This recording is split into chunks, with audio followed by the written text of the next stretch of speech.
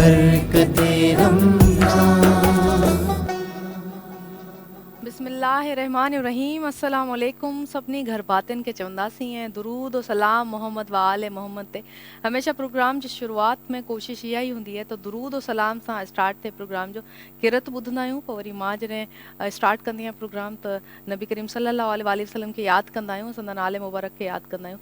ऐं असां अॼु जेका ट्रांसमिशन करे रहिया आहियूं तव्हांखे ॿुधाईंदी लाइ त बरकत रमज़ान जो स्पेशल ट्रांसमिशन तव्हां ॾिसी रहिया आहियो धरती टेलीविजन ते। ऐं मां सहर शर्ज़वी तव्हां सां गॾु आहियां। तव्हांजी सिंध जी सहर खोड़ सारियूं कचहरियूं हिन प्रोग्राम में हूंदियूं आहिनि। बिलख़ुसूस असां इल्म अदब इख़लाक़ जी ॻाल्हि कंदा आहियूं, नबी करीम सल्लल्लाहु अलैहि वसल्लम जी टीचिंग्स जी ॻाल्हि कंदा आहियूं, सुन्नत जी ॻाल्हि कंदा आहियूं, क़ुरान शरीफ़ जी ॻाल्हि कंदा आहियूं, उनखे सम्झण जी ॻाल्हि कंदा आहियूं, जेको इलाही ज़रूरी आहे। इहे सभु शयूं हूंदियूं आहिनि। ॿियो वरी ॿ टे शयूं आहिनि जेके असां अॼुकल्ह इलाही मुआशरे में आम ॾिसूं था, उन्हनि जे हवाले सां अञा ताईं ॻाल्हि न थी आहे, त मां चाहियां पई त अॼु असां उहा ॻाल्हि कयूं।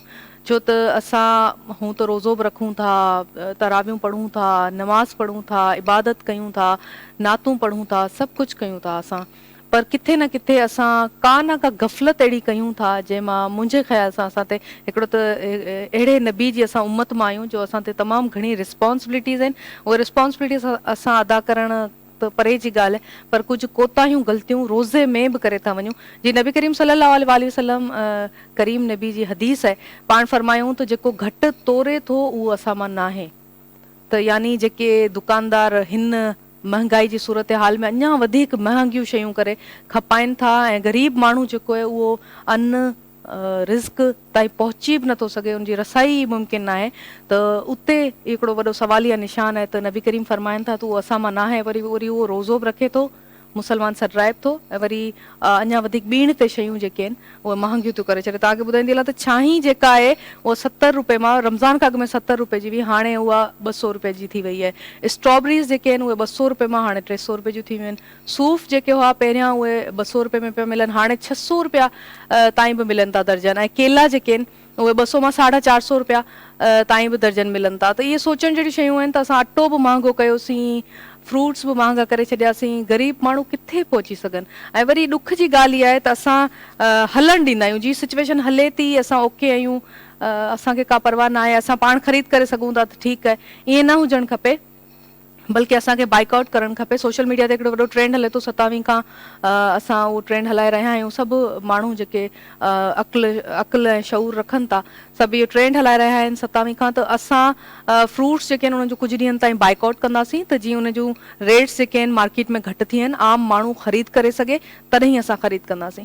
त इहो बहितर अमल आहे जंहिंसां असां महांगाई मुंहिंजे ख़्याल सां उन जो असां मुक़ाबिलो करे सघूं था। अदरवाइज़ त को बि अहिड़ी का जस्टिफिकेशन न आहे त असां उन जो मुक़ाबिलो करे सघूं था। कि शाइर चयो त मेरे देश के लोगो शिकायत क्यों नहीं करते, ए मेरे देश के लोगो शिकायत क्यों नहीं करते, तुम इतना जुल्म सहते हो बगावत क्यों नहीं करते, ये भूख अफलास ये तंग दस्ती तुम्हारा ही मुकद्दर क्यों, मुकद्दर को बदलने की जसारत क्यों नहीं करते। त सभिनी खे गॾिजी इन महांगाई सां विढ़णो पवंदो, तॾहिं असां जेके आम माण्हू आहिनि, हिकिड़ो डेली वेजिस ते कमु करण वारा जेके माण्हू आहिनि, उन्हनि जो रिज़्क ताईं रसाई मुमकिन थी सघंदी, रिज़्क ताईं पहुच मुमकिन थी सघंदी। त ॻाल्हि ॿोल खे अॻिते वधाईंदासीं। ऐं जेके मोज़िज़ महिमान असां सां गॾु मौजूदु आहिनि, इलाही सिलेक्टेड ऐं चूंडियल माण्हू आहिनि अलाह साईं जा, जेके नबी करीम सल्लल्लाहु अलैहि वसल्लम जो ज़िक्र कंदा आहिनि, अलाह साईं जो ज़िक्र कंदा आहिनि। ऐं उहे इलाही सिलेक्टेड माण्हू ई हूंदा आहिनि जेके असांखे क़ुरान शरीफ़ सम्झाए सघनि, जेके ज़ाकिर हूंदा आहिनि, जेके उलमा हूंदा आहिनि, जेके आलिम हूंदा आहिनि। त तव्हांखे ॿुधाईंदी हलां त इलाही मोज़िज़ ऐं रिस्पेक्टेबल पर्सनालिटी अलामा सैयद ज़ीशान हैदर हसनी असां सां गॾु मौजूद आहिनि। अस्सलाम वालेकुम। वालेकुम अस्सलाम। थैंक यू अलामा साहब, आज आप दोबारा हमारे साथ हैं। यकीनन आपसे मैं काफ़ी सवालनि जो पूछना चाह रही हूँ। ऐं नाज़रीन खे ॿुधायूं त किरत पढ़ण वारा जेके कारी आहिनि असां सां गॾु मौजूद आहिनि, कारी नदीम अहमद कादरी तव्हांजा बि थोराइता आहियूं, तव्हां असां सां गॾु आहियूं। अल्ताफ़ हुसैन कलंदरी असां सां गॾु आहिनि, तव्हांजा बि थोराइता आहियूं। अल्ताफ़ तव्हां असां सां गॾु आहियो। हसीब सिद्दीकी बि असां सां गॾु आहिनि, तव्हांजा बि थोरा तव्हां असां सां गॾु आहियो। ऐं नाज़रीन ॻाल्हि ॿोल खे अॻिते वधाईंदासीं, पर मां चाहींदसि त पहिरीं असां हमद ॿुधूं, हमद बारी ताला ॿुधी पोइ ॻाल्हि ॿोल खे अॻिते वधायूं। जी ला इलाहा इल्लल्लाह ला इलाहा इल्लल्लाह ला इलाहा इल्लल्लाह ला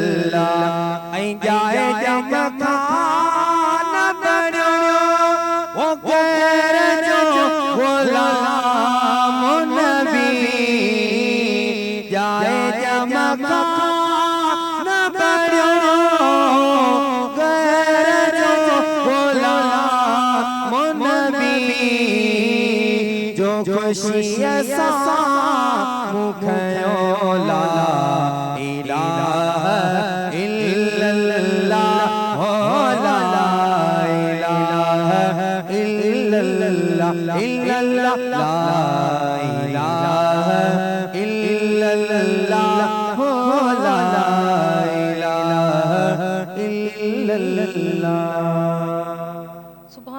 سبحان اللہ مولا تاں کے سلامت رکھے نے آواز کے سلامت رکھے. ऐं सवाल जेके आहिनि अॼु मां चाहियां थी त असां जेको हूं त असां ॻाल्हि कंदा आहियूं पंहिंजी हिस्ट्री ते पंहिंजी तारीख़ ते कहिड़ियूं शयूं असां प्रैक्टिस कयूं था ठीकु आहे उहो सभु कुझु असां वॾा महान कारनामा कया आहिनि असां इंडस वैली सिविलाइज़ेशन जा माण्हू आहियूं पर अॼु छा पिया कयूं इहो हिकिड़ो वॾो सुवालु आहे. त अॼु असां मुस्लमान हूंदे बि एॾे वॾे नबी जेको नबियुनि जो सरदार आहे जेको ॿिन्ही जहाननि जो सरदार आहे असां उन जी उम्मत मां थी करे असां वरी उहे सभु शयूं कयूं जेके असांजे किरदार खे नथियूं जुगाइनि असांखे असांजे इख़लाक़ खे नथियूं जुगाइनि उहे सभु शयूं असां प्रैक्टिस कयूं था त केॾी इहा ग़लति ॻाल्हि आहे. मां पुछणु चाहींदसि अलामा साहिबु गॾु आहिनि त हक़ीक़ी रोज़े जो मतिलबु ऐं मफ़हूम छा आहे. अलामा साहिबु इहो ई मुंहिंजो सुवालु आहे तव्हां खां. अऊज़ु बिल्लाहि मिनश शैतानिर रजीम बिस्मिल्लाहिर रहमानिर रहीम रब्बि यस्सिर वला तुअस्सिर व तम्मिम बिल खैर. देखें एक मुश्किल जो इस वक्त आलम इस्लाम में है वो ये है कि हमने इस्लाम का नाम तो उसको अपनाया हुआ है कि हम मुसलमान हैं लेकिन जो इस्लाम की तालीमात हैं जो इस्लाम के हक़ाइक़ उनसे हम आशना भी नहीं हैं और आशनाई हासिल करने का जज्बा और अंगीज़ा भी नहीं है. यानी मुश्किल ये है कि अगर किसी जाहिल इंसान को आप तालीम देना चाहें तो अपने आप को जाहिल समझ भी नहीं रहा. अभी इस्लाम की जितनी इबादत हैं चाहे रोज़ा हो चाहे नमाज हो चाहे हज हो ज़कात हो खुम्स हो जितनी इबादत हैं इनका एक इनफरादी पहलू है एक इज्तिमाई पहलू है. यानी इस्लाम एक कुल्लन एक ऐसा दीन है कि जो इज्तिमा से जुदा नहीं है. आज जो मसलन जदीद दुनिया में जो एक शुबहा ईजाद किया जा रहा है कह रहे हैं कि आप ठीक है मुसलमान हैं जिस दीन से भी आपका ताल्लुक़ है अपने घर में अपनी मस्जिद में अपने कमरे में आप दीनदार हों बाहर आपका दीन से कोई ताल्लुक़ नहीं है. इसको सेकुलरिज़म भी कहा जाता है. सेकुलरिज़म ये है कि आप जो है बस जो आपका ताल्लुक़ खुदा से है वो मुआशरे से नहीं है. लेकिन इस्लाम की हकीकत ये नहीं है. आप बाज़ फलों को देखें बाज़ ड्राई फ्रूट्स को देखें उनके बाहर एक सख्त छिलका होता है या नरम छिलका होता है. मसलन पिस्ता है बादाम है अखरोट है या तरबूज वगैरह. यानी उस छिलके को जब तक हम उतारेंगे नहीं उस फ्रूट से उस फल से हम इस्तिफ़ादा नहीं कर सकते. आज मुसलमानों की हालत यह है कि उसी छिलके को अपनाए हुए हैं. वो समझ रहे हैं कि यही छिलका वही इस्लाम है हालांकि इस्लाम ये नहीं है. अभी जब रोज़े की तरफ हम आते हैं तो रोज़े के भी हकीकी एक तकाज़े हैं. रोज़े का ज़ाहरी छिलका क्या है वही भूख और प्यास है लेकिन रोज़े की जो हकीकत है वो ये है कि आपने खुदावंद आलम की जो तालीमात हैं जो रसूल खुदा की तालीमात हैं उनको अपनाना है. वो तालीमात आप कब अपनाएंगे जब आप झूठ नहीं बोलेंगे जब अमानत में ख़यानत नहीं करेंगे जब आपके पास कोई इख्तियार है तो उससे जो है वो बुरा इस्तिफ़ादा नहीं करेंगे. आज अगर कोई दुकानदार है और वो उसकी फलों की दुकान है या सब्ज़ी की दुकान है वही फल जो मसलन चंद दिन पहले मसलन जो है वो 30 रुपये का था अभी वो 100 रुपये का हो गया. अभी कल ही मैं अखबार में देख रहा था कि पाकिस्तान में जो है खजूर की कीमत माह रमज़ान में 500% इजाफा हुई है. यानी ये हम कैसे मुसलमान हैं. हमने वही छिलके को अपनाया हुआ कि हम मुसलमान हैं लेकिन हम इस्लाम के नाम पे हकीकत में धब्बा लग चुके हैं. अभी बाहर की दुनिया देखें आप बाहर अरब ममालिक में देखें वहाँ पे चीज़ें सस्ती होती हैं रमज़ान में माह मुबारक में चीज़ें सस्ती होती हैं लेकिन हम पाकिस्तान में हम माशाल्लाह से हर साल हज पे भी हमारी तादाद माशाल्लाह बहुत ज़्यादा होती है. ज़ियारात पे भी जाएँ बहुत ज़्यादा होती है. हर जगह मसाजिद भी माह मुबारक में हम मसाजिद देखें यहाँ पे मैं 2-2 3-3 तबक़ात की मसाजिद में गई और सब मसाजिद फुल होती हैं. लेकिन जो रोज़ा हमें तालीम दे रहा है कि आपने सिर्फ भूख प्यास बर्दाश्त नहीं करनी. रोज़ा असल में एहसास दर्द वो जैसे किसी शायर ने भी कहा ना कि दर्द दिल के वास्ते खुदा ने इंसान को पैदा किया है. तो ये जो रोज़ा है ये असल में इंसान के दिल में नरमी लाता है रिक्कत लाता है. اگر ہمارے دل اس ماہ مبارک میں بھی رقیق نہیں ہو رہے، ان میں نرمی نہیں آ رہی، تو ہم روزہ نہیں رکھ رہے، کیونکہ روزہ ہمارا مقبول تب ہے۔ دیکھیں ہر چیز کے ایک قبول ہونے کی علامت ہے نا، یعنی اگر ہم نماز پڑھتے ہیں تو نماز کی قبول ہونے کی کیا علامت ہے؟ خود قرآن مجید میں کہ ان الصلاۃ تنہی عن الفحشاء والمنکر، نماز وہ چیز ہے کہ جو آپ انسان کو برائیوں سے روکے، بے حیائی سے روکے۔ لیکن اگر ہم نمازیں بھی پڑھتے ہیں، ہم تراویح بھی پڑھتے ہیں، ماشاءاللہ مساجد فل ہیں، لیکن پھر بھی بے حیائی کا وہ عروج ہے، بے حیائی اپنے اس پہ آپ کہیں کہ اعلیٰ سطح پہ موجود ہے، تو ہم روزے کے جو تقاضے ہیں ان کو پورا نہیں کر رہے۔ روزہ خداوند عالم نے فرض اس لیے کیا ہے تاکہ ہمارے دل نرم ہوں، لیکن گناہوں کی وجہ سے ہمارے دل ہی بہت سخت ہو چکے ہیں۔ ہم یہ سمجھتے ہیں کہ شاید بھوک اور پیاس برداشت کریں تو ہم نے روزہ رکھا ہے، لیکن ہم جب اہل بیت کی تعلیمات دیکھیں، جب اسلامی تعلیمات دیکھیں تو اس میں روزے کے تقاضے ہیں۔ پہلا تقاضا بھوک اور پیاس ہے، اور اگلے جو تقاضے ہیں وہ یہ ہے کہ دوسروں کے لیے آپ ہمدرد بن جائیں، دوسروں کے آپ خیرخواہ بن جائیں۔ اگر آپ دوسروں کے خیرخواہ نہیں ہیں تو آپ روزے سے نہیں ہیں۔ آپ کیسے روزے سے ہیں کہ مثلا ایک چیز جو ہے اس کو 500% آپ مہنگا کر دیتے ہیں؟ یہ اسلام کے نام پہ بالاسف شدید یعنی متاسفانہ ایک دھبا بن چکا ہے۔ تو روزے کا جو حقیقی کرنے کے بجائے ہم بے حس ہو گئے ہیں، بے حس ہو گئے ہیں، یعنی وہ روزہ دیکھیں ہم میں اور حیوانوں میں یہی فرق ہے۔ حیوانوں کو خداوند عالم نے شعور اور ادراک اور عقل جیسی نعمت نہیں دی۔ اگر وہ ایک دوسرے پہ درندگی کرتے ہیں، ایک دوسرے کے حقوق پہ تجاوز کرتے ہیں، ایک دوسرے کے حقوق کو غصب کرتے ہیں، تو ان کو ہم ملامت نہیں کر سکتے، کیونکہ ان کی جبلت ہے۔ جبلت کیا ہے؟ جبلت یہ ہے کہ خداوند عالم نے ان میں ایک چیز ایسی رکھ دی ہے کہ وہ اسی کے مطابق چلتے ہیں۔ مثلا چیونٹی ہے، چیونٹی کا وہ پورا سال جو ہے وہ ایک ہی کام ہے، اسی کے مطابق چل رہی ہے، یہ وہ اپنی جبلت ہے۔ لیکن انسان کو خداوند عالم نے فطرت عطا کی ہے، جیسے حدیث میں نا کہ انسان یولد علی فطرت الاسلام، تمام انسان جو ہے فطرت اسلام پہ پیدا ہوتے ہیں۔ فابواہ یہودان و ینصران و یمجسان ہی، لیکن اس کے جو والدین ہوتے ہیں وہ اس کے مسیح بناتے ہیں، عیسائی، یہودی۔ یہاں ماشاءاللہ سے بھی اسلام کے اتنے فرقے بن چکے ہیں، کسی کو شیعہ بنا دیا، کسی کو سنی، کسی کو بریلوی، کسی کو دیوبندی، کسی کو وہابی۔ یہ والدین کی تربیت کا اثر ہے، لیکن حقیقت میں جو انسان پیدا ہوا تھا وہ ایک درد رکھنے والا انسان تھا۔ دیکھیں بچوں کو کہتے ہیں معصوم ہوتے ہیں۔ بچے معصوم کیوں ہوتے ہیں؟ اگر آپ بچوں کو ڈانٹیں گے، بچوں پہ غصہ ہوں گے تو کچھ دیر بعد بچے بھول جائیں گے، لیکن ہم جب بالغ ہو جاتے ہیں، ہم جب جوان ہو جاتے ہیں، ہماری وہ عصمت ختم ہو جاتی ہے۔ ہمارے ساتھ اگر زندگی میں کوئی ایک تلخ واقعہ پیش آئے تو ہم اس کو نہیں بھولتے، لیکن خداوند عالم کیا کہہ رہے ہیں؟ یعنی خود حدیث میں ہے کہ ارحموا من فی الارض، کہ تم ان پہ رحم کرو جو زمین پہ ہیں تو آسمان والا تم پہ رحم کرے گا۔ سبحان اللہ۔ لیکن ہم نے تو زمین والوں پہ زمین ہی تنگ کر دیا ہے۔ یہ جتنی قیمتیں ہم نے بڑھا دی ہیں زمین تنگ ہونے کے مترادف ہے۔ ابھی یقین کریں کراچی پاکستان کا سب سے بڑا شہر ہے، اس میں جو غربت کا حال ہے وہ باقی سندھ اور بلوچستان کے جو علاقے ہیں، میں ابھی ایران سے اسی میں بائی روڈ آیا ہوں، یقین کریں ایسے لوگوں کے حالات دیکھیں مجھ سے نہیں دیکھا گیا کہ یہ بھی پاکستان ہے اور یہ بھی پاکستان ہے۔ یعنی 2 پاکستان یا 3 پاکستان جو ہے لوگوں کے ذہن میں ایسی چیزیں آ رہی ہیں۔ تو یہ سب سے بڑی ذمہ داری ہم نے پیدا کر دیا ہے۔ بالکل سب سے بڑی ذمہ داری جس کی بنتی ہے وہ حکومت ہے۔ یعنی حکومت کے پاس اختیارات ہیں، وسائل ہیں، اس کو لوگوں کی رفاہ و بہبود کے لیے جو ہے وہ سوچنا چاہیے۔ اگر دکاندار اپنی مرضی سے قیمتیں بڑھا رہا ہے تو حکومت کہاں ہے؟ وہ کہتے ہیں کہ حکومت کی رٹ کہاں پہ ہے؟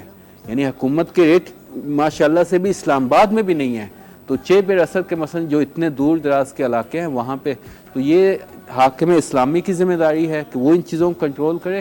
اگر حاکم اس میں غفلت برت رہا ہے تو ہم جو اپنے آپ کو روزہ دار سمجھ رہے ہیں، ہماری ذمہ داری ہے کہ ہم درد دل کے لیے جو ہے دوسروں سے ہمراہی کریں، دوسروں کی خیر خواہی کریں، اور وہ اسی صورت میں ممکن ہے کہ جب ہم قیمتوں میں جو ہے ایک جو معقول اضافہ ہے، جو حق ہے، جو زحمت کریں اس کا وہ حق لینا جائز ہے۔ لیکن بس یہ آخری نقطہ یہاں پہ میں اضافہ کرنا چاہوں گا کہ دیکھیں ہم اتنے بے حس ہو چکے ہیں کہ قیمتوں کو جو ہے ہم نے اتنے فیصد اضافہ کر دیا ہے، لیکن اگر روزے کے ہم فلسفے کو دیکھیں، روزے کا فلسفہ یہ ہے کہ ہم دوسروں کے لیے خیر خواہ بن جائیں، اور وہ خیر خواہی اس وقت تک ممکن ہے جب تک ہم اپنی حد سے تجاوز نہیں کریں۔ اسلامی تعلیمات میں ایک لفظ ہے جو ہم اردو میں بھی استعمال کرتے ہیں کہ برکت، البرکہ، جی جی جی یعنی ابھی آپ دیکھ لیں کہ زندگی سے برکت ختم ہو چکی ہے. یعنی یہی جو منافع خور ہیں ان کی زندگی میں برکت نہیں ہے. اس ان کا کے سبب ایک لالچ بھی ہے. علامہ صاحب اس پہ بات جاری رکھیں گے. برکت بالکل بہت بڑا لفظ ہے, اس پہ ہم بات جاری رکھیں گے. چاہیے تھی تو نعت ॿुधूं ऐं नात खां पोइ असां गुफ़्तगू खे अॻिते वधायूं. हसीब खे रिक्वेस्ट कंदसि नात पढ़ण लाइ, पोइ ॻाल्हि ॿोल खे अॻिते वधायूं था. सल्लल्लाहु अलैका या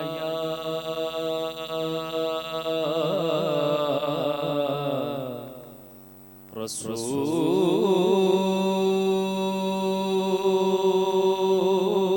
अल्लाह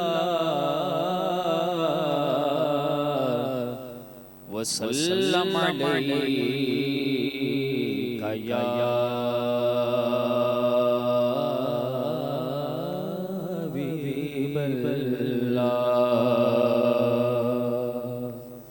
جو ان کے ذکر کی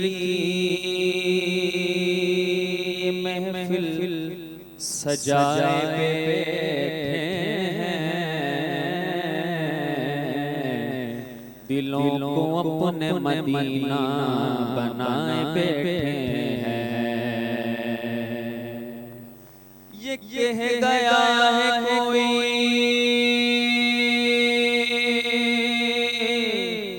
یا رسول اللہ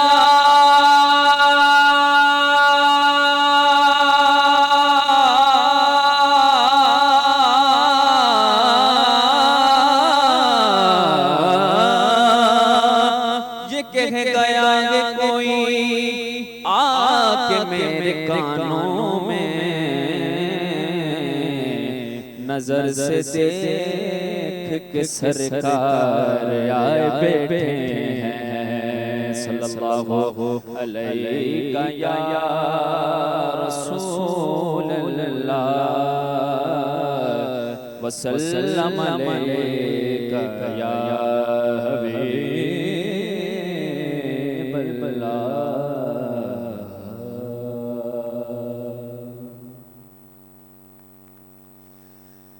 در نبی پر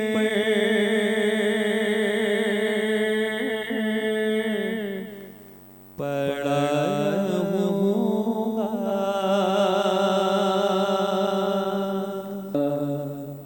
در نبی. برکت رمضان جی اسپیشل ट्रांसमिशन में हिकु दफ़ा ॿीहर सभिनी घर भातियुनि खे वेलकम चऊं था, ख़ुशि आमदेद चऊं था ऐं भलीकार चऊं था.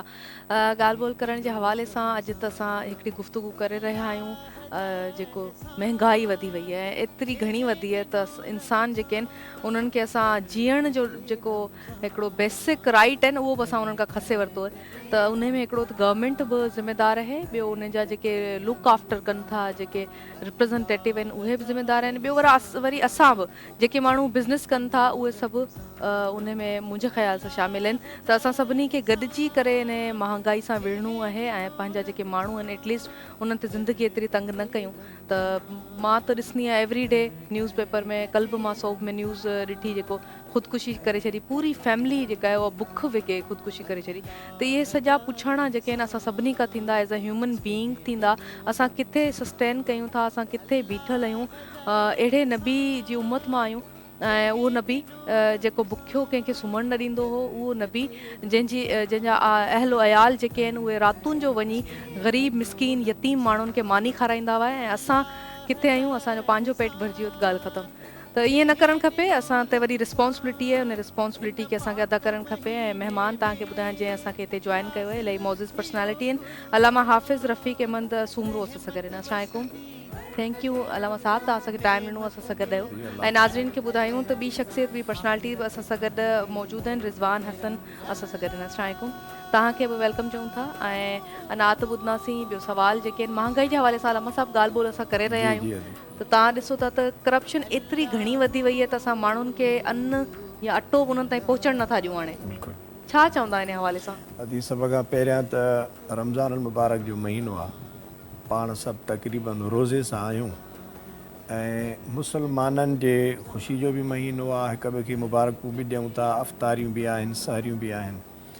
इन महांगाई जेका अव्हां ॻाल्हि कई इन जा ॿ ज़िम्मेवार आहिनि तबिका. हिकु त असां पर्सनल पाण आहियूं असां दुकानदार, वापारी, ताजिर, कारखानेदार ऐं पर्सनल हर मुसलमान पर हर इंसान, छो त इंसानी हवाले सां पर उहो मुस्लिम न बि आहे, लेकिन इंसानी ज़िम्मेवारियूं अख़लाक़ी अंदर जो ज़मीर, अंदर जो आवाज़, फितरी इंसान जेको हर माण्हू जे अंदरि मौजूदु आहे, उन में गुनाह सवाब जी तमीज़ ऑलरेडी मौजूदु हूंदी आहे। हिकु ज़िम्मेवारी असां ते आहे ऐं ॿी ज़िम्मेवारी रियासत ते आहे, वक़्त जी हुकूमत ते आहे।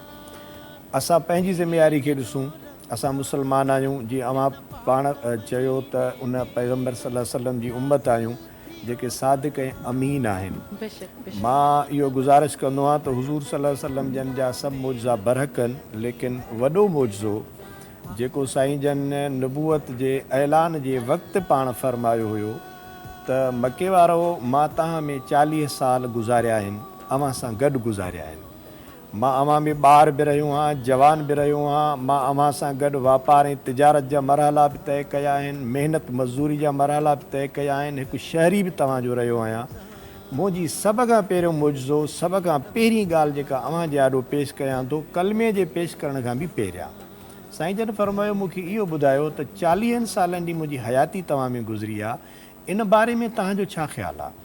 तव्हां मूंखे कीअं ॾिठो? बहसियत दोस्त जे, बहसियत वापार जे, बहसियत तव्हां हिकु फ़र्द जे, हिकु शहरी जे कीअं ॾिठो? सभिनी माण्हुनि हिक ई आवाज़ में चयो त तूं सादिक ऐं अमीन आहीं। सादिक माना सचो, अमीन माना अमानतदार। क़ुरान पाक जी जेका तइलीम आहे उहा त सोन आहे।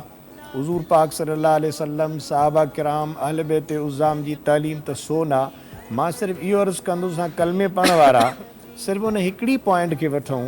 असां नबूअत खां पोइ जूं ॻाल्हियूं सभु पेश कयूं था, सभु अखियुनि ते आहिनि, लेकिन उहा जेका पहिरियां जी ॻाल्हि ही मेन ॻाल्हि, असां जेकॾहिं मुस्लमान इबादतुनि खे रस्मी हवाले सां सिर्फ़ु अदा न कयूं, परस्तश जूं जेके सूरतूं आहिनि असां उनखे इबादत ई सम्झी छॾियोसीं।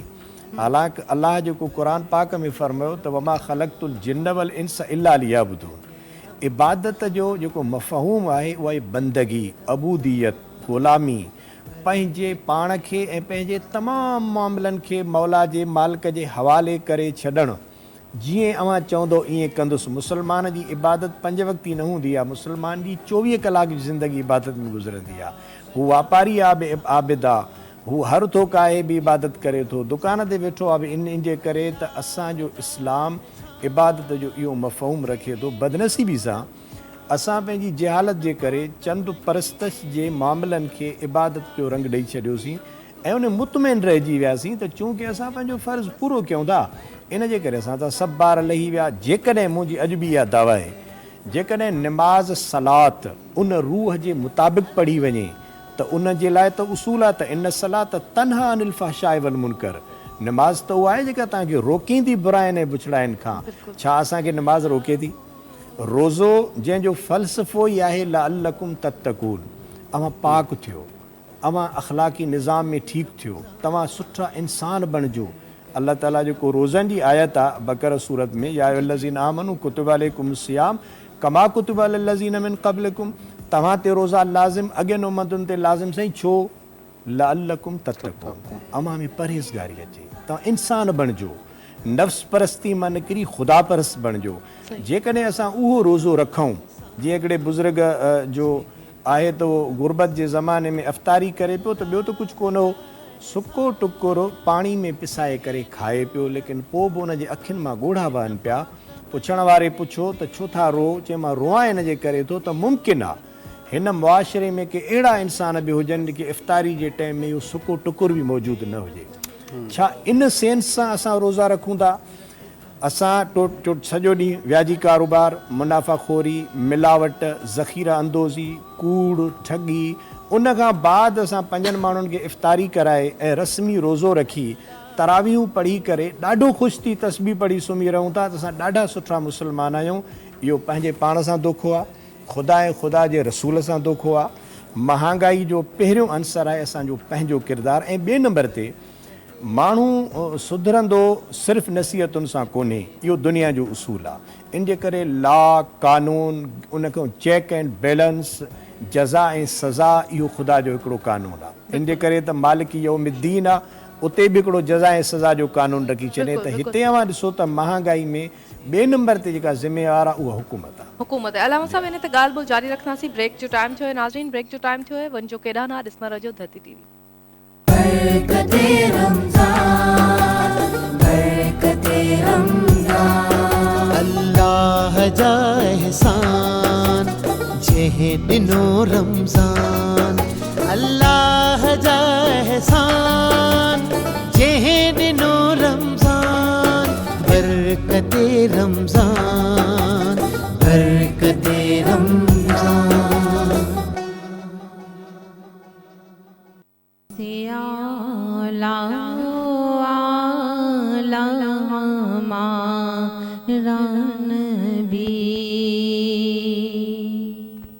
सबसे आला आला हमारा नबी,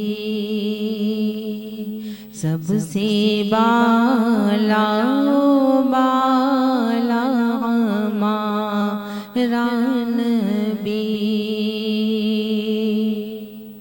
अपने वाला का प्यारा हमारा नबी, अपने वाला का प्यारा हमारा नबी,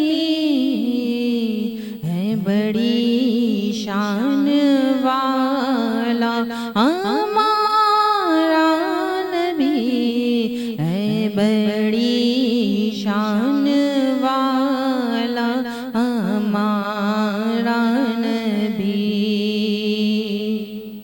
और बुझ गई जिसके आगे सभी मशअले, बुझ गई जिसके आगे सभी मशअले, बुझ गई जिसके आगे सभी मशअले, शम्मा वो लेकर आया हमारा नबी, शम्मा वो लेकर आया हमारा नबी, सबसे आला आला हमारा नबी। और खुल्द से औलिया औलिया से रसूल, खल्क से औलिया औलिया से रसूल, खल्क से औलिया औलिया से रसूल, और रसूलों में आला हमारा नबी, और रसूलों में आला हमारा नबी।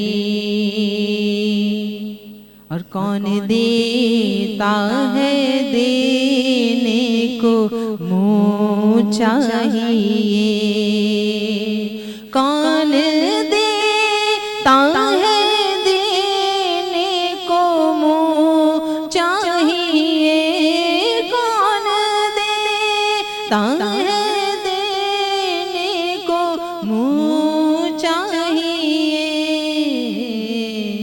देने वाला है सच्चा हमारा नबी, देने वाला है सच्चा हमारा नबी, सबसे औला आला हमारा नबी, है बड़ी शान वाला हमारा नबी।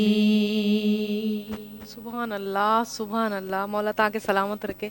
ॾाढो प्यारो आवाज़ ऐं उन खां प्यारी शाइरी ऐं बिल्कुलु असां सभिनी जो इहो ईमान आहे। ईमान मुकमल तॾहिं थींदो जॾहिं असीं नबी करीम सल्लल्लाहु अलैहि वसल्लम सां मोहबत कयूं, उन्हनि जी आले मुबारक सां मोहबत कयूं, पर संदन जेके टीचिंग्स आहिनि, जेके सुन्नत आहे, उन ते बि असां अमल कयूं।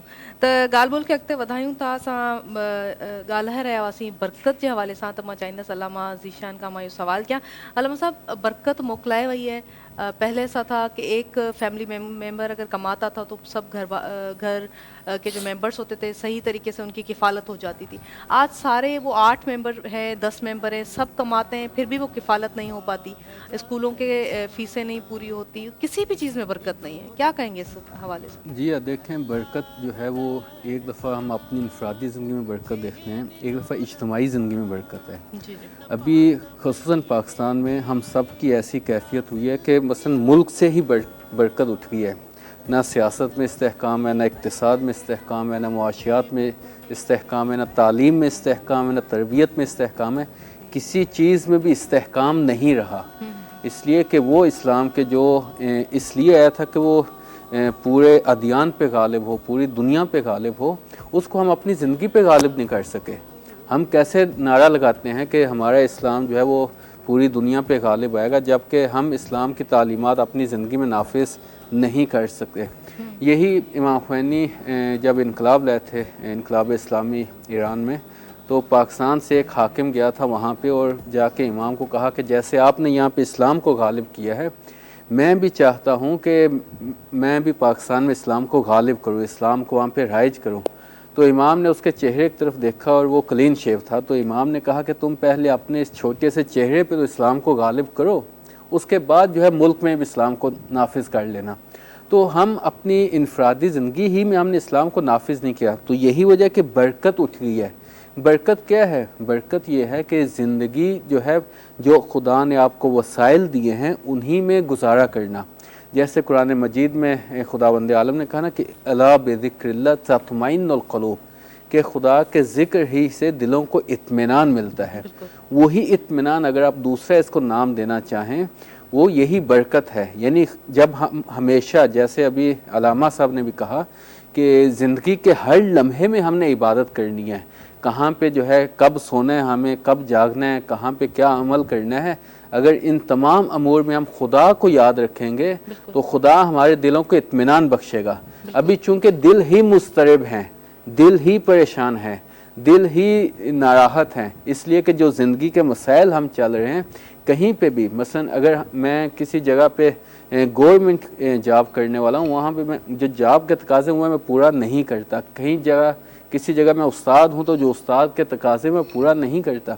देखें, उस्ताद को क्या होना चाहिए? शागिर्दों के लिए उसवा हंसना होना चाहिए। लेकिन अगर उस्ताद महीने की पूरी पे ले रहा है गवर्नमेंट से और उसकी क्लास अगर 1 घंटे की और वो बच्चों को 15 से 20 मिनट पढ़ा रहा है, तो ये तनख्वाह भी उसकी हलाल नहीं है, इसलिए कि उसने अपने फरीज़े को अंजाम नहीं दिया। इसी तरह ज़िंदगी के हर शोबे में अगर हम अपनी ज़िम्मेदारी को अदा नहीं करते तो ज़िंदगी बेबरकती हो जाती है। इसलिए बेबरकत होना का माना ये है, जैसे आपने कहा कि 8 अफराद कमाने वाले हैं, वो उन तमाम की कमाई भी हमें पूरी नहीं हो पाती। अगर हम ये चाहते हैं कि ज़िंदगी बाबरकत हो तो हमें इस्लामी तालीमात को जो है अपने वजूद पे नाफिज करना होगा। जब अपने वजूद पे नाफिज होगी, देखें, मुआशरा कोई अलहदा से, मसलन मैं आपको कहता हूँ कि मुझे मुआशरा दिखाएं, तो मुआशरे का कोई अलहदा से हकीकी वजूद नहीं है, बल्कि सोशियोलॉजिस्ट ये कहते हैं कि मुआशरा अफराद की इकाइयों का नाम है। मसलन अभी अलामा सब बैठे हैं, मैं बैठूँ, आप हैं, ये सब जो हैं, ये सब जब मिलते हैं तो मुआशरा तश्कील पाते हैं। अगर हम सब ना हो तो मुआशरा कहाँ पे? मुआशरा कोई हकीकी वजूद नहीं रखता। मुआशरा एक एतबारी वजूद है, उसकी इकाई अफराद हैं। तो अगर अफराद ही इस्लाम को नाफिज नहीं करते, तो जब अफराद की ज़िंदगी से बरकत उठ जाएगी तो मुआशरे से भी बरकत उठ जाएगी। बिल्कुल बिल्कुल यही है। अलामा साहब, आपसे एक और सवाल भी मुझे करना था कि रोज़े की जो असरात हैं वो क्या है मुआशरती तौर पे, हमारे इज्तिमाई तौर पे उसके क्या असरात होते हैं ज़िंदगी पे? पहले भी मैंने इशारा किया कि इस्लाम की हर इबादत जो है वो उसका एक इनफरादी पहलू है, एक इज्तिमाई पहलू है। जी जी। रोज़े का इनफरादी पहलू ये है कि मैं भूख और प्यास को बर्दाश्त करूँ, लेकिन इसका इज्तिमाई पहलू क्या है کہ میں جو ہے لوگوں کے لیے دردمند ہو جاؤں، لوگوں کے جذبات کو دیکھوں، لوگوں کے احساسات کو دیکھوں، لوگوں کی ضرورت کو پورا کروں۔ دیکھیں روزہ اسلامی تعلیمات میں ہم دیکھتے ہیں افطاری کروانے کے بہت زیادہ ثواب اور فوائد بیان کیے گئے ہیں۔ ایک صحابی آتے ہیں اور آ کے رسول خدا صلی اللہ علیہ وسلم کے پاس کہتے ہیں کہ یا رسول اللہ میں مومنین کی مسلمین کی افطاری کروانا چاہتا ہوں لیکن میں صاحب استطاعت نہیں ہوں، اس لیے کہ اس کے ذہن میں یہ تھا کہ افطاری ایسے ہوگی کہ بہت سے مومنین کو دعوت دی جائے، پھر وہاں دسترخوان بچھایا جائے، ان کی جو ہے وہ ان کو سامنے مختلف چیزوں کی غذائیں رکھی جائیں۔ تو رسول خدا نے دیکھیں عجیب جملہ کہا اتقوا النار ولو بشق تمرہ، کہ تم آگ سے بچو چاہے وہ کھجور، مکمل تمرہ بھی نہیں کہا بشق تمرہ، یعنی اس کھجور کا کچھ حصہ جو ہے کسی مومن کو کھلا دو تو اس سے تم آگ سے بچو گے۔ یعنی یہاں پہ رسول کیا کہنا چاہ رہے ہیں؟ رسول کہنا یہ چاہ رہے ہیں کہ افطاری کروانے کا فلسفہ یہ ہے کہ دوسروں کو دیکھو، دوسروں کی ضرورت کو دیکھو، دوسروں کی نیازمندی کو دیکھو، اس کو جو ہے اگر پورا کرو گے تو تم اس آگ سے بچو گے۔ یعنی وہاں سے رسول جو ہے دو قسم کے پیغام دے رہے ہیں، ایک یہ کہ تمہارا یہ جذبہ ہونا چاہیے کہ تم جو ہے مومنین کا افطاری کرو، دوسرا یہ کہ تم چونکہ جس معاشرے سے اٹیچ ہو اس معاشرے میں بہت سے لوگ ہیں جن کے پاس ممکن ہے ایک کھجور کے پیسے نہ ہوں، تو اگر ہم اس طرز تفکر سے، اگر اس نقطہ نگاہ سے سوچیں کہ دیکھیں ایک اور چیز میں یہاں بتاتا چلا جاؤں، معاشرے میں بے برکتی کس وجہ سے ہے؟ مثلا اگر میں ماہانہ جو ہے 1 لاکھ روپیہ کما رہا ہوں تو میں اس کو دیکھتا ہوں جو 10 لاکھ کما رہا ہے، اور دینداری میں کیا ہے؟ کمپیئر کرتے ہیں، مقایسہ کرتے ہیں۔ دیکھیں اسلامی تعلیمات یہ ہیں کہ اگر مادی امور میں تم نے دیکھنا ہے تو اس کو دیکھو جو تم سے کمتر ہے، یعنی اگر تم 1 لاکھ میں گزارا کرتے ہو، معاشرے میں کئی لوگ ہیں جو 10,000 میں گزارا کرتے ہیں، کوئی 20,000 میں، 10,000 میں بھی کیسے گزارا ہوتا ہے یہ تو ابھی زمینی حقائق اس پہ وہی نہیں ہے کہ ہو سکتا ہے۔ اور جب دینی امور میں دیکھو تو اپنے سے بالاتر کو دیکھو، یعنی ایسا نہ ہو کہ مثلا میں نماز مثلا 3 وقت کی نماز پڑھتا ہوں یا 2 وقت کی نماز پڑھتا ہوں تو میں کہوں کہ وہ فلاں تو اصلا نماز ہی نہیں پڑھتا۔ دین نے منع کیا ہے کہ دینی امور میں تم اپنے سے بالاتر کو دیکھو، یعنی جو 5 ٹائم کی نماز پڑھتا ہے، جو نماز شب پڑھتا ہے، جو نفلی روزے رکھتا ہے، اور دنیاوی امور میں اپنے سے کمتر کو دیکھو۔ اگر ہم اس اصول کو اپنا لیں گے تو ہماری زندگی بابرکت ہو جائے گی۔ کس معنی میں؟ کہ ہمارے پاس جو وسائل ہوں گے انہی پہ ہم اکتفا کریں گے اور انہی پہ قانے ہوں گے، یعنی قناعت، زندگی میں قناعت ختم ہو چکی ہے۔ اگر میرے پاس ایک سواری کے لیے مناسب چیز ہے، میں کہتا ہوں نہیں ابھی جو نیا ماڈل ہے مجھے وہ چاہیے، تو یہ قناعت نہیں ہے زندگی میں۔ اگر میں اس چیز کو دیکھوں کہ نہیں اس سے ضرورت پوری ہو رہی ہے، یہ میرے لیے کافی ہے، تو زندگی بابرکت ہو جائے گی۔ ایک وہ جو ہے بس آخری جملہ یہ کہتا چلا جاؤں، ایک جو ہے وہ اہل سنت کے بہت بڑے مفتی ہیں، وہ انگلش میں گفتگو کرتے ہیں، مفتی اسماعیل مینک، دیکھ انہوں نے بہت خوبصورت جملہ کہا، کہتے ہیں کہ خدا نے یہ وعدہ کیا ہے رزق کے حوالے سے، جو تمہیں چاہیے، جس کی تمہیں ضرورت ہے، خدا نے یہ وعدہ نہیں کیا کہ جس پہ تمہاری خواہش ہے، خدا نے تمہاری خواہشات کو پورا کرنے کا وعدہ نہیں کیا، خدا نے تمہاری ضروریات کو پورا کرنے کا وعدہ کیا ہے۔ صحیح، بالکل ہے، خواہش ہے ضرورت میں وڈو فرق ہے۔ چاہیندس تاؤں قاری ندیم احمد اسد موجود ہیں تو انہوں نے کہا نعت ودوں کو گال بول کے اگتے ودائیں۔ جی بسم اللہ۔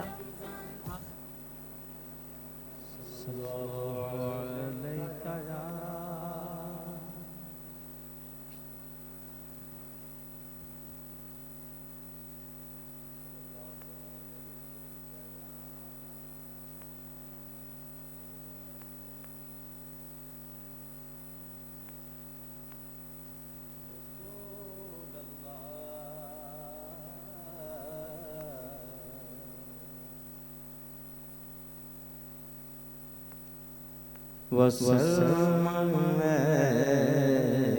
یا حبیب اللہ صلی اللہ علیہ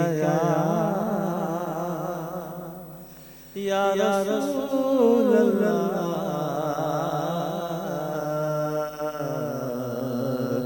وسلم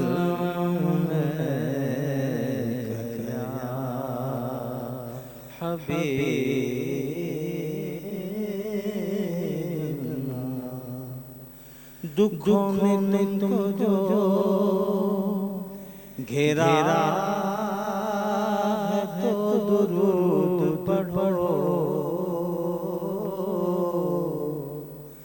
جو حاضری کی تمنا ہے تو درود پڑھو، اگر درود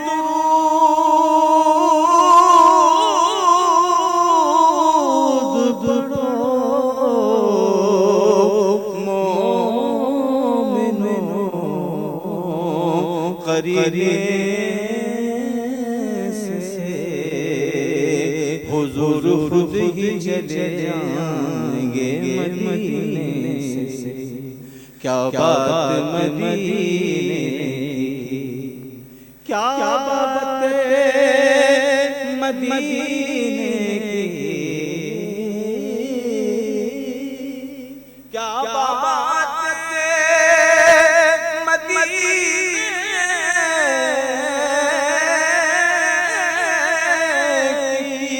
کیا بات مدینے کی، یہ ساری دنیا کھاتی ہے خیرات مدینے کی، اج ساڑی عید ہوئے، اج ساڑی عید ہوئے، اج ساڑی عید ہوئے، آگے آگے کملی والا پیچھے بابا فرید ہوئے، محبوب دم لائے، محبوب دم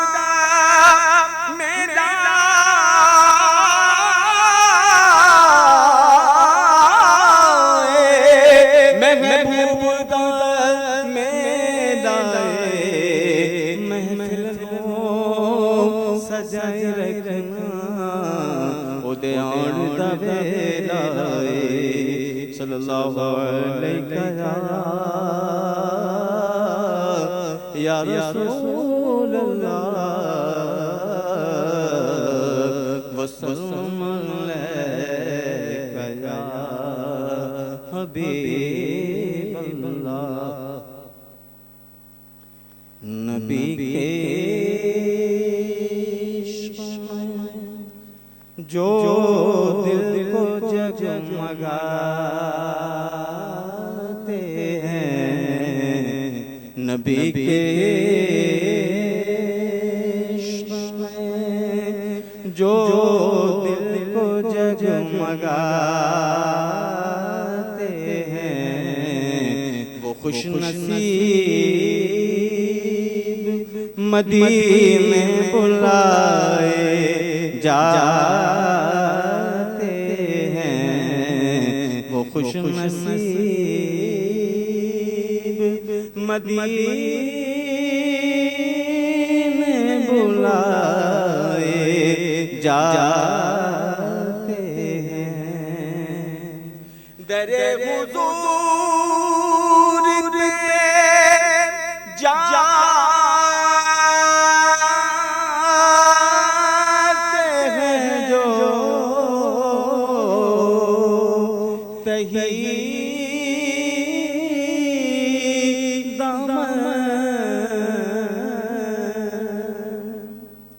در حضور پہ جاتے ہیں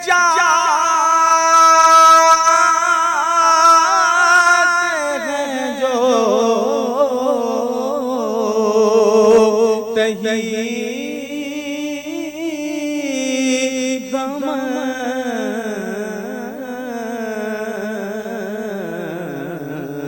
وہ جھولیوں کو مرادوں سے بھر کے لاتے ہیں، وہ جھولیوں کو مرادوں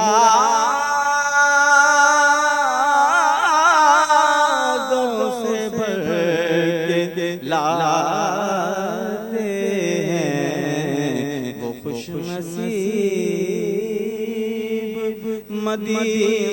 बुलाए जाते हैं, वो खुश नसीब मदीने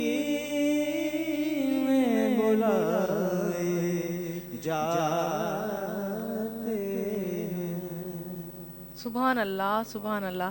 मौला तव्हांखे सलामत रखे। एॾी रूह सां पढ़ो था त असां सभिनी खे बि उहा हिकिड़ो न रिकत तारी थी वेंदी आहे जॾहिं असां इबादत कंदा आहियूं। रिकत तारी थियण वारो कैफ़ियत आहे कारी साहिब जीअं असांजी बि ज़ाहिर आहे। इहो ज़िक्र अहिड़ो आहे, एॾो प्यारो ज़िक्र आहे, एॾो मिठो ज़िक्र आहे। जॾहिं बि असां ॿुधंदा आहियूं त हिकिड़ो त असांखे अटेंशन पूरी असांजी उन पल में, उन मूमेंट में हुजणु खपे, जंहिं पल में, जंहिं मूमेंट में असां इबादत करे रहिया आहियूं। प्रेज़ेंट हुजणु खपे, तव्हांखे फिज़िकली मेंटली तव्हां उते मौजूदु हुजो। ऐं ॿी इहा शइ आहे त असां अक्सर गफ़लत इहा हूंदी आहे त असां ॿियूं शयूं खोड़ दिमाग़ में हलंदियूं पियूं आहिनि, निमाज़ बि पढ़ंदा पिया आहियूं, इबादत कंदा पिया आहियूं, पर उहे हिकिड़ी पूरी फिल्म हलंदी पई आहे त हीअ कमु करिणो आहे, हीअ शइ छॾे ॾिनी, हीअ मैसेज, हीअ ॻाल्हि, हीअ ड्यूटी करणी आहे, त उहे सभु शयूं असांजे दिमाग़ में हलंदियूं पियूं आहिनि। पोइ उन इबादत जो मुंहिंजे ख़्याल सां को इन जो को अजर न आहे। या अगरि अहिब सही मां अलामा साहिब खां इहो क्लियर करणु चाहियां। अलामा साहिब तव्हां खां इहो सुवालु आहे मुंहिंजो त असां खोड़ शयूं दिमाग़ में रखी पोइ असां इबादत कंदा आहियूं, उन में छा उहा सची इबादत आहे या सची इबादत जो मक़सदु छा आहे? अदी सची इबादत जो मक़सदु आहे इबादत जे रूह खे सम्झणु। सही फितरत इंसानी, इंसान दुनिया में मजबूर आहे, फितरत जे हिसाब सां दुनिया जूं गणतियूं बि आहिनि, परेशानियूं बि आहिनि। निमाज़ में हर इंसान खे हिकु जहिड़ी यकसूई न पैदा थी सघंदी। इन में निमाज़ जे क़बूलियत जो क़बूल यकीनन थींदी, हर मुस्लमान जी थींदी, लेकिन हिकिड़ो आहे फ़र्ज़ु पूरो करणु, ॿियो आहे उन जे रूह खे सम्झणु ऐं उन मंज़िल ताईं पहुचणु। जीअं ॿुधायो वियो आहे त असलातु मेराजुल मोमिनीन, ऐं मेराज मोमिनीन तॾहिं हासिलु थींदी असांजे निमाज़ सां काफ़ी सारा सानिया आहिनि। सभ खां पहिरियों इहो आहे, जीअं तव्हां ॻाल्हि कई त हिकिड़े हमरा हुयो त निमाज़ 4 रकाता असर जी पढ़े, त पोइ वरी संगत खे चइबो त मूंखां 3 रकाता पढ़ियूं आहिनि, हिकिड़ी रहिजी वई आहे। उन्हनि चयो बाबा तूं 4 पढ़ियूं आहिनि। चए न ॻाल्हि इहा ई आहे त मां सॼे दुकान जे ॾींहं जो हिसाबु कंदो आहियां असर निमाज़ में। 4 रकातनि में मां निमाज़ बि पढ़ंदो आहियां, हिसाब बि कंदो आहियां त फलाणे ॾे केतिरा पैसा आहिनि, फलाणे ॾे केतिरा। अॼु थोरो हिसाबु रहिजी वियो आहे, इन जे करे सम्झां थो त मतां मां रकात घटि कई आहे। हिकु त असांजी ज़हनी तवजो न आहे। ॿी ॻाल्हि मेन इहा आहे त असां सलात जेका पढ़ूं था, सलात पढ़ण जो बुनियादी फ़र्ज़ु आहे क़ुर पाक पढ़णु। जॾहिं असां निमाज़ शुरू कंदा आहियूं त असां अलहम्द शरीफ़ पढ़ंदा आहियूं, ऐं अलहम्द शरीफ़ निमाज़ में फ़र्ज़ु आहे पढ़णु, हर मुस्लमान पढ़ंदो आहे। ऐं गॾोगॾु क़ुर पाक जी हिकु आयत मिलाईंदा आहियूं। मां तव्हांखे सानियो ॿुधायां, 40 साल थी विया आहिनि असां निमाज़ पढ़ूं था, मुक़्तदी आहियूं, पेशमामनि जे कॾ मस्जिदनि में पढ़ूं था। 40 सालनि खां बाद में उन माण्हू खां असां सुवालु कंदासीं त बाबा जेको तूं निमाज़ में पढ़ंदो आहीं, अरबी में जेकी लफ़्ज़ इस्तेमालु थो करे, अलाह अकबर, सुभानक अल्लाहुम खां अस्सलाम अलैकुम रहमतुल्लाह ताईं, 40 साल तूं निमाज़ पढ़ी आहे, अदा इन निमाज़ में जेको तूं पढ़ियो जो मक़सदु छा आहे? त हू अफ़सोस इन ॻाल्हि जो आहे, हू इहा ई ॻाल्हि कंदो त मूंखे इहा त ख़बर न आहे त अलहम्द शरीफ़ वारी दुआ में मां छा थो अलाह खां घुरां, मां अलाह खे छा थो पेश कयां, पंहिंजे जज़्बे जो कहिड़ो इज़हार थो कयां, मां रब सां कहिड़ो वचन कयां थो, कहिड़ो कमिटमेंट कयां थो। या क़ुर पाक जेको हिदायत जो ज़रियो आहे, ऐं क़ुर पाक मां ई उसूल हिदायत वठी निमाज़ में असांखे पंहिंजी हयाती ठीकु करणी आहे, मुआशिरो ठीकु करिणो आहे। जॾहिं असां बेस क़ुर सम्झण जे लाइ तयारु न आहियूं ऐं उहा निमाज़ जेका पढ़ूं था उन जी माना ऐं मतिलब जी बि का ख़बर न आहे। हींअर कारी साहिबु नात पढ़ी, अलामा साहिबु ॻाल्हायो, हाणे तव्हां असां जेकॾहिं ही साईं वारा चइनी ॿोली में इहा ॻाल्हि कनि हा त न तव्हां असांखे लुत्फ़ अचे हा, न ख़बर पवे हा त हीअ छा था चवनि, न इन जो को मक़सदु ई हल थिए हा। जॾहिं निमाज़ में जेकी कुझु पढ़ूं था उहो अरबी ज़ुबान में आहे। असां सभु अरबी सिखण जी कोशिशि ई कोन था कयूं। असां दुनिया जूं सभु ॿोलियूं सिखंदासीं, पर अरबी ॿोलण जी ॿोली सिखण में असांखे माना ऐब महसूसु थींदो। हिकु कमी इहा, भला ठीकु आहे जेकॾहिं सिखियल न आहियूं त भला असां पाण सिखूं, कम अज़ कम ॿियूं शयूं बि सिखूं था, मफ़हूम सम्झी सघूं था। अच्छा ही त थी असां मुक़्तदिन जी हालति। हाणे अचो तव्हां असां पेशमामनि ते। हाणे मां हिकिड़ी मस्जिद जो पेशमाम आहे, उते 30-40 साल खां पढ़ायां थो। मां उन्हनि खे फ़िरका वारे जी ॻाल्हियूं बि पकियूं करायूं, मां उनखे इहो बि पको करायो फलाणे फ़िरके खे हीउ जवाबु ॾिजो, फलाणे खे हिन सुवाल जो हीउ जवाबु ॾियणो आहे। तव्हांखे सदको हीअं ॾियणो आहे, मुंहिंजे मदरसे में चंदो हीअं ॾियणो आहे, मस्जिद जी तामीर में हीअ ख़ैरात ॾियणी आहे। टोटल मामला मां 40 सालनि में उन्हनि मुक़्तदनि खे सम्झाया। जेकॾहिं मां न सम्झायो त इहो न सम्झायो त तव्हां जेका निमाज़ पढ़ो था, इन में जेको क़ुर पाक पढ़ो था, उन जे माना जे मतिलब जी तव्हांखे का ख़बर आहे त अदी निमाज़ में असांजी जेकी क़ल्बी सुकून आहे, जॾहिं सुन सलात आहे राब्तो, सलात हिकिड़ो जामियो लफ़्ज़ आहे जंहिंमें निमाज़ बि आहे, उन में राब्तो आहे। जॾहिं तव्हां अलाह जी ज़ात सां राब्तो कयो था, हाणे राब्ते में ॿिनि माण्हुनि जो राब्तो आहे। हिकिड़े माण्हू जी ॿोली, चलो अलाह खे त असांजी ॿोली सम्झ में अचे थी, छो त उहो त ख़ालिक़ कुल काइनात आहे, उहो त असांजी हर ज़ुबान खां वाक़िफ़ु आहे। लेकिन जेका अलाह जी ज़ुबान आहे, जेका अरबी में आहे, जॾहिं असां राब्तो जंहिं ख़ालिक़ सां कयूं था, उन जी ज़ुबान ई कोन था सम्झूं त असांजो यकसूई कीअं थींदी, क़ल्बी सुकून मिलंदो, सलात मेराजुल मोमिनीन कीअं बणवी।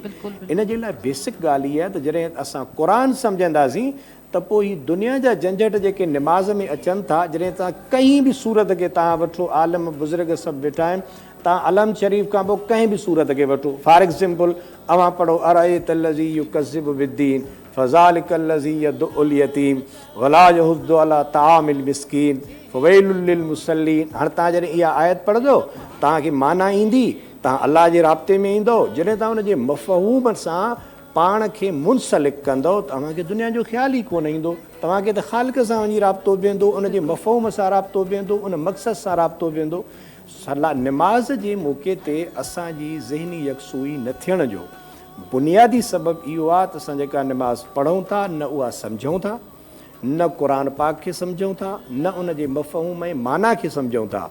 परस्तश खे असां सिर्फ़ु इहो सम्झो आहे त भाउ बीही करे, ठीकु आहे, अलाह करीम आहे, उहो ख़ालिक़ आहे, असां गुनाहगार आहियूं, असांजी निमाज़ जो फ़र्ज़ु यकीनन पूरो थी वेंदो, निमाज़ जी पुछा न थींदी। लेकिन जेको निमाज़ जी फ़ाइदो आहे, जंहिंजे लाइ मां तव्हांखे पहिरियों चयो त इन सलात तन्हा अनिल फ़ाहिशाइ वल मुनकर, तो निमाज़ रोकींदी तॾहिं जॾहिं असां क़ुर पाक सम्झंदासीं। सही, बिल्कुलु सची ॻाल्हि आहे इहा। ऐं असां अलामा साहब बिल्कुलु सही ॻाल्हि कई त असांखे इहा गफ़लत न करणु खपे, छो त क़ुर शरीफ़ में अल्लाह साईं चए थो त जेके अकुल वारा आहिनि उन्हनि जे लाइ निशानियूं आहिनि। यानी जेको अगरि खोजना करे थो, का जाखोड़ करे थो, अलाह जी जेका ॿोली आहे उहा सम्झण जी, उनजी ॻाल्हि सम्झण जी, नबी करीम जी ॻाल्हि सम्झण जी, उहा खोजना रब करीम खे ॾाढी पसंदि आहे। त इन करे ई अकुल वारनि जे लाइ निशानियूं रखियल आहिनि, जेके असां सभिनी खे ॻोल्हणियूं आहिनि, सम्झणियूं आहिनि।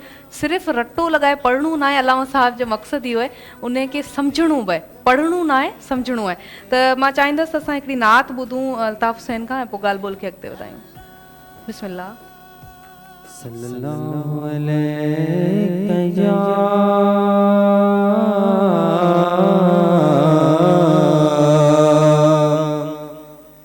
या रसूल अल्लाह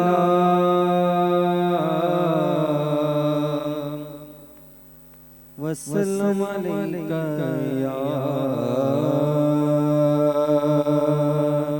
हबीब अल्लाह। हो जिंदा जग परवाना हो जिंदा जग ओ परवाना ओ बाबा ए ज़हरा दादा हसनैन दाना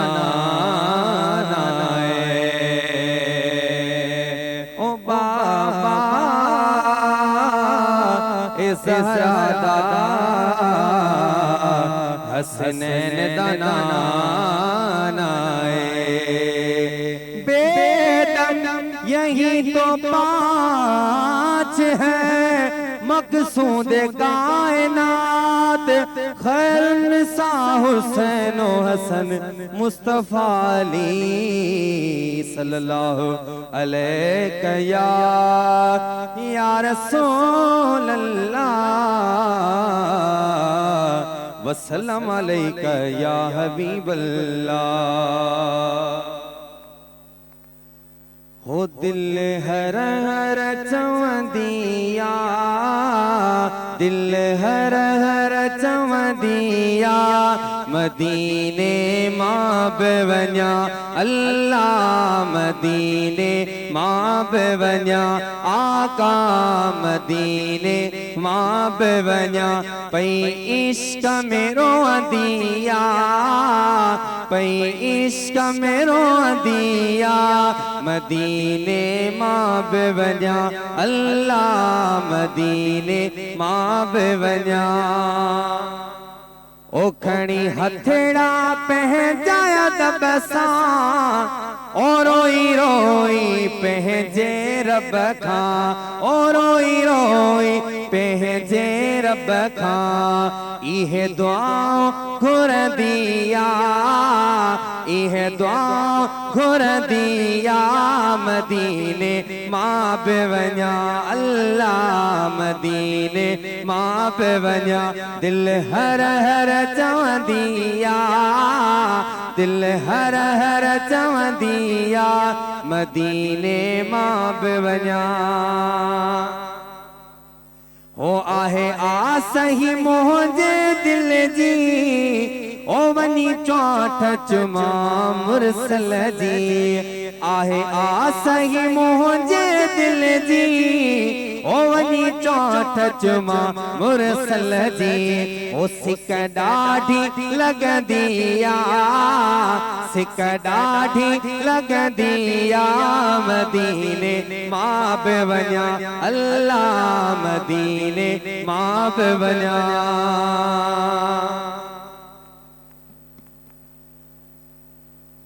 ہمیں اللہ کرے ہر اہل ایمان انسان جو وہ مدینے جی انہیں کے زیارت نصیب تھی ہے علامہ صاحب کا علامہ ذیشان کا ایک سوال آخری کرن چاہیے علامہ صاحب آپ سے پوچھوں گی کہ اکثر ہم بچے جو گھروں میں ہوتے ہیں کمزور ہیں تو والدین ان پہ رعایت کر جاتے ہیں یا کہتے ہیں کہ کمزور ہیں جسمانی طور پہ روزے کو سنبھال نہیں سکیں گے یا یہ وزن نہیں اٹھا سکیں گے تو اس حوالے سے آپ کیا کہیں گے کہ ہم چھڑوا دیتے ہیں جو روزے بچوں کو؟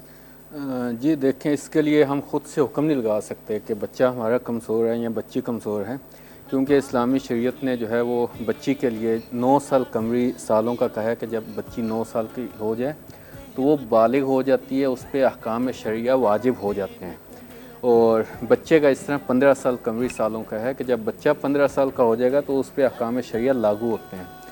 لیکن آج کل مثلا جس طرح غذائیں بھی ہیں تو 9 سال کی بچی واقعاً ہمیں بھی دیکھنے میں محسوس ہوتی ہے کہ بہت چھوٹی بچی ہے، یہ کیسے روزے رکھے گی، یا بچے کا بھی اس طرح ہوتا ہے۔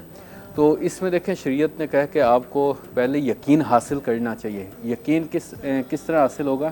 اول تو یہ ہے کہ ہمارے جو تربیتی اصول ہیں ان پہ ہمیں نظر ثانی کرنی چاہیے۔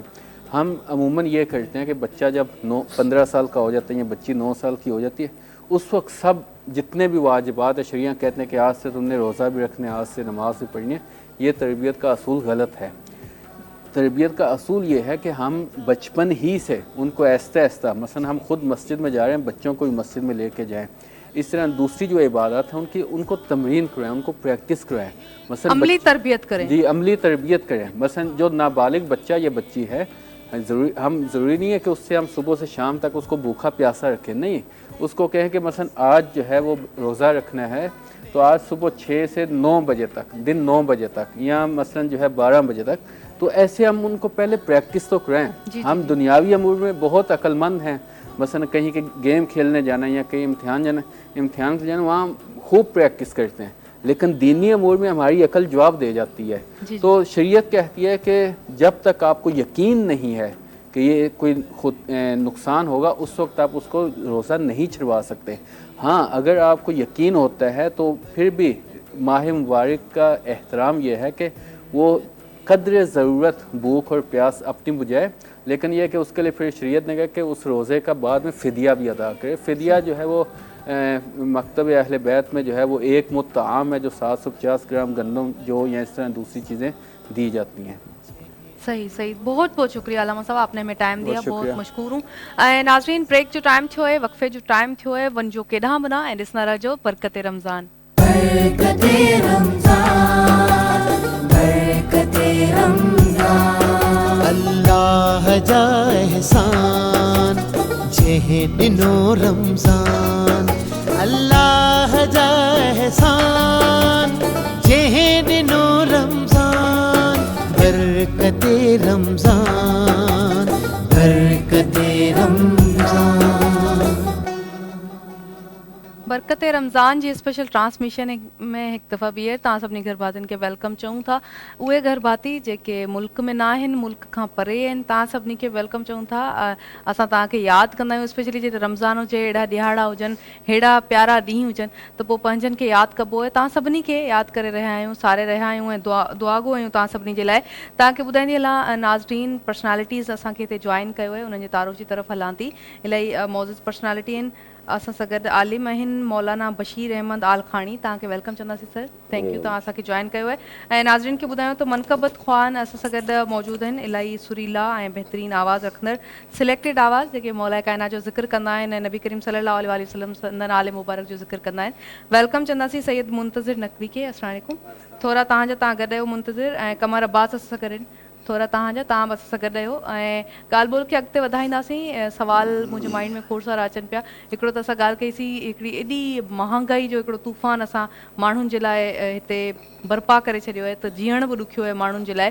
ॿियो असां काफ़ी शयूं आहिनि जेके असांखे हिकिड़ो एॾे वॾे नबी जी उम्मत हुजण जे हिसाब सां जेके शयूं असांखे न करणु खपनि, उन्हनि ते मां ॻाल्हाइणु चाहियां थी। काफ़ी अहिड़ियूं शयूं आहिनि जेके असांखे त गवार गुज़रनि थियूं, पर मुआशरती तौर ते उहे नागवार गुज़रंदियूं आहिनि। उहे असांखे उन्हनि खां बचणु खपे। करप्शन थी वई, हिकिड़ो मेजर इशू आहे करप्शन जो, जेको हर जॻह ते असांखे नज़र अचे थो। ईअं न आहे त सिर्फ़ु हुकूमत करे थी या हाकिम जेके आहिनि उहे कनि था या गवर्नमेंट में जेके माण्हू आहिनि उहे कनि था, ईअं न आहे। हर माण्हू, उहो प्लम्बर हुजे, उहो फ्रूट विकिणण वारो हुजे, उहो अटे जी चकी हलाइण वारो हुजे, अटो खपाइण वारो माण्हू हुजे, हर माण्हू जेको आहिनि जंहिंखां जेतिरो पुॼे थो एतिरी करप्शन करे थो। त इहो इलाही अनफॉर्चुनेट आहे त असां इन दौर मां, इन वक़्त मां गुज़री रहिया आहियूं। ऐं सभ खां वॾी हिकिड़ी ग़लति शइ जेका असां कयूं था, त असां कब्ज़ा कयूं था प्लॉट्स ते ऐं मुख़्तलिफ़ शयूं उन्हनि ते ठाहियूं था। स्पेशली इबादत गाहूं ते न ठाहिणु खपनि। अलमा साहिबु, तव्हां खां मुंहिंजो इहो सुवालु आहे त असां इबादत गाहूं ठाहींदा आहियूं कब्ज़े जे प्लॉट्स ते, पोइ छा उते इबादत क़बूल थींदी आहे? तमामु सुठो सुवालु अदी तव्हां कयो आहे। ऐं इन जो हिकिड़े लफ़्ज़ में त जवाबु इहो आहे त बिल्कुलु नथियूं ठही सघनि, नाजाइज़ आहिनि जी। पस मंज़र इन जो इहो आहे, मस्जिद जो जेको मामिलो आहे अॼोके दौर में इंतिहाई हसास आहे ऐं ज़रूरत इन ॻाल्हि जी आहे त ख़ल्क़े ख़ुदा खे मस्जिद जे बारे में आगाह कयो वञे। जी जी।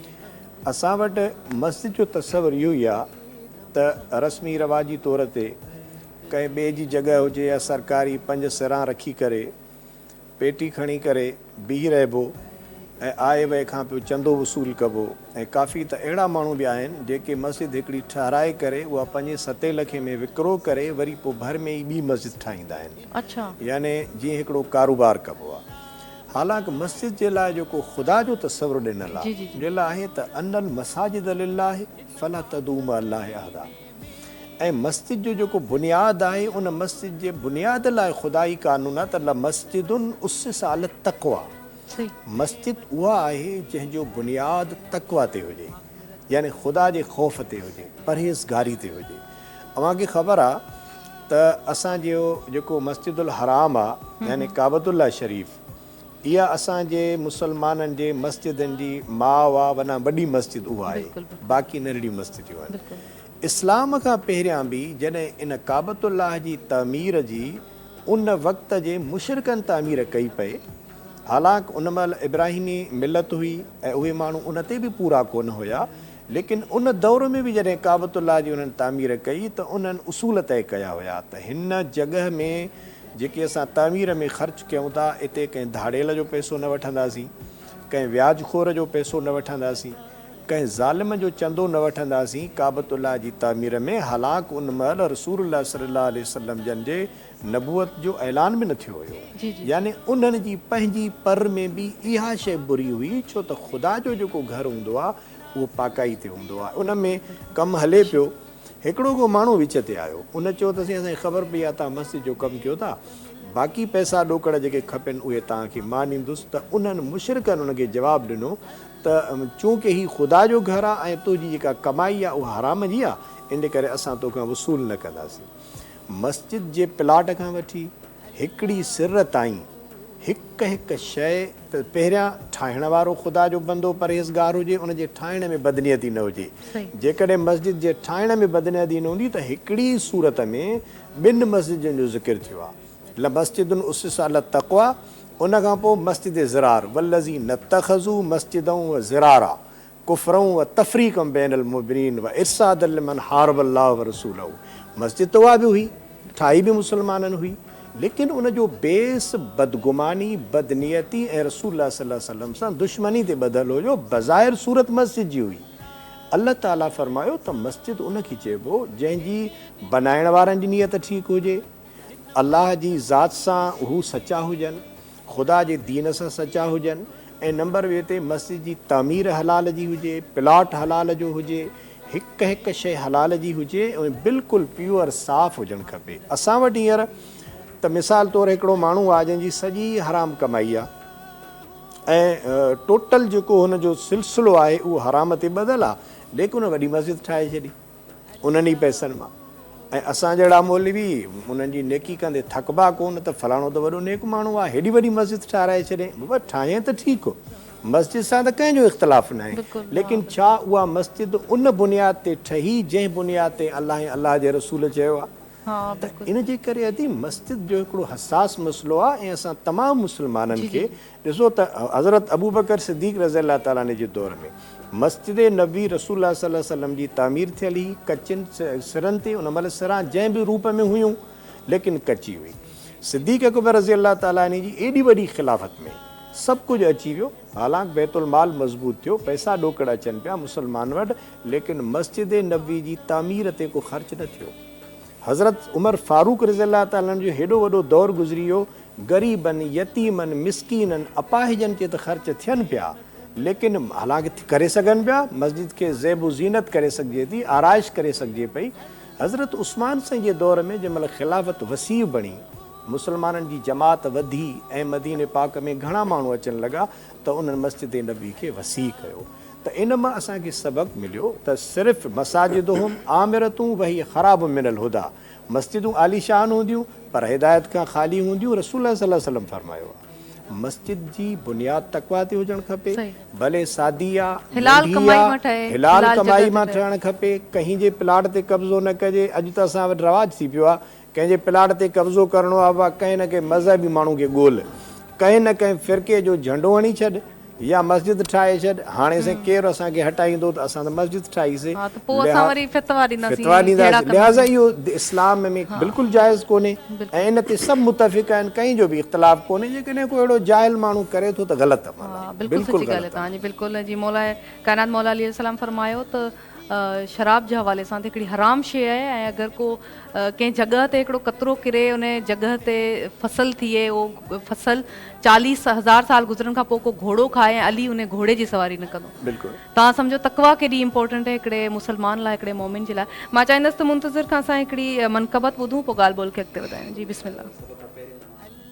धरती जी पूरी टीम जो शुक्रगुज़ार आहियां। हर साल असां ईंदा आहियूं हिते, मौला जो ज़िक्र कंदा आहियूं, सरकार दो आलम जो मौला हिननि जी सॼी टीम खे सलामत रखंदो। अगरि तव्हांजी इजाज़त आहे त मां मनक़बत ॿुधायां तव्हांखे। मनक़बत जनाबे बीबी फ़ातिमा सलामुल्लाह अलैहा जी शान में आहे।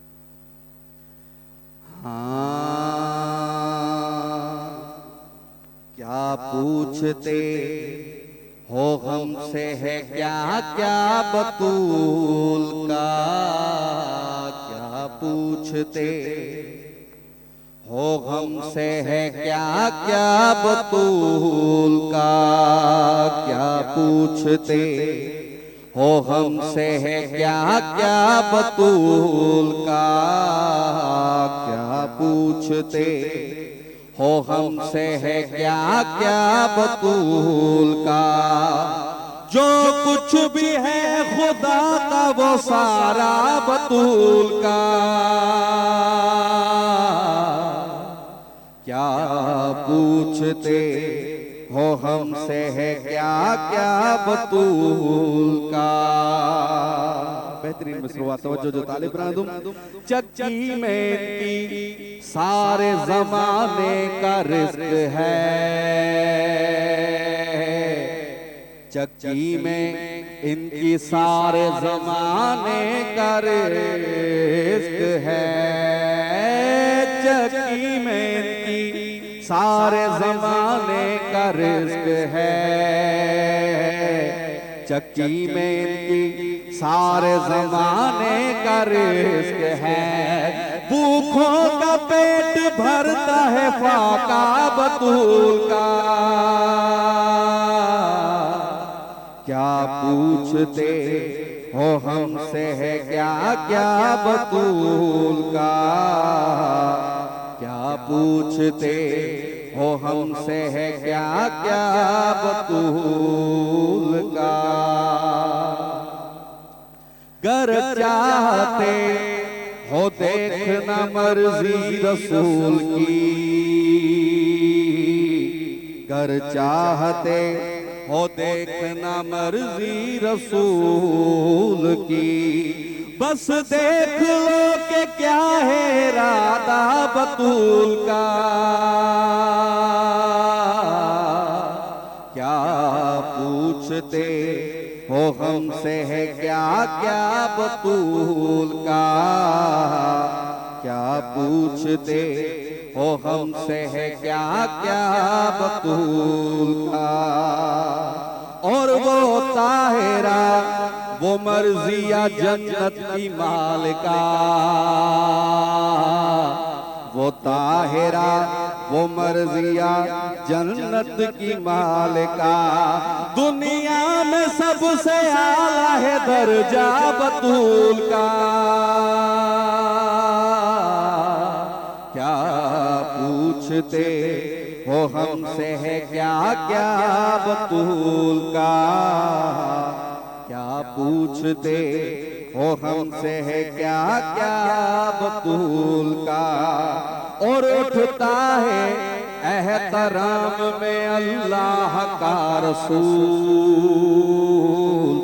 उठता है एहतराम में अल्लाह का रसूल, कौनैन का मालिक बना बाबा बतूल का, क्या पूछते हो हमसे है क्या क्या बतूल का, क्या पूछते हो हमसे है क्या क्या बतूल का। सुभान अल्लाह, ॾाढो प्यारो आवाज़ है तव्हांजो। ऐं पाक साइण जो ज़िक्र बीबी फातिमा ज़ोहरा सलाम अलैहा नबी करीम सल्लल्लाहु अलैहि वसल्लम जी न्याणी, जिन जे हवाले सां क़ुरान शरीफ़ में सूरह कौसर नाज़िल थी, सूरह दहर में संदन ज़िक्र आहे। ऐं इन खां अलावा मोबाइलो जो एॾो वॾो हिकिड़ो कॉन्सेप्ट, एॾो वॾो ज़िक्र जेको आहे उन में बि पाक साइण जी जेका शान आहे उहा बयानु थियल आहे। ऐं नबी करीम सल्लल्लाहु अलैहि वसल्लम ऐं संदन आले मुबारक सां मोहबत करणु हर मुसलमान हर मोमिन जो इहो फ़र्ज़ु आहे, तॾहिं ई असांजो ईमान जेको मुकमल थिए थो। ऐं ॻाल्हि ॿोल खे अॻिते वधाईंदासीं त रमज़ान जे हवाले सां ट्रांसमिशन करे रहिया आहियूं। मां चाहींदसि अलामा असां सां गॾु आहिनि मौलाना बशीर साहब, मां तव्हांखे सवाल करणु चाहींदसि सर, रमज़ान जे हवाले सां छा चवंदा रोज़े खे अरबी में सयाम चयो वञे थो, छो चयो वञे थो, इन जे हवाले सां ॿुधायो। ऐं रोज़े जा घणा क़िस्म आहिनि? नहमदुहु व नसल्ली अला रसूलिल करीम, अम्मा बाद फ़ाऊज़ु बिल्लाहि मिनश शैतानिर रजीम, बिस्मिल्लाहिर रहमानिर रहीम। शहर रमज़ान अल्लज़ी उन्ज़िल फ़ीहिल क़ुरान। अल्लाह तबारक व तआला जल्ल जलालुहु अमन वालुहु इरशाद फरमायो, रमज़ान जो उहो महीनो आहे जंहिंमें अल्लाह जो कलाम क़ुरान मजीद नाज़िल थियो आहे। ऐं ॿी आयत में अल्लाह ताला फरमायो, या अय्युहल्लज़ीना आमनू कुतिबा अलैकुमुस्सियाम, ऐं ईमान वारो तव्हांजे मथां रोज़ा फ़र्ज़ कया विया आहिनि। त रोज़े खे सियाम चयो वियो ऐं इन जो असुलु जेको मादो आहे सौमुन आहे। सौमन जी माना आहे बंदि रहणु, यानी खाइण खां पीअण खां ऐं जेके गैर शरई अहकाम आहिनि उन्हनि खां बंदि रहणु, इहो रोज़े जी माना आहे। इन जे करे रोज़े खे सियाम चयो वियो आहे।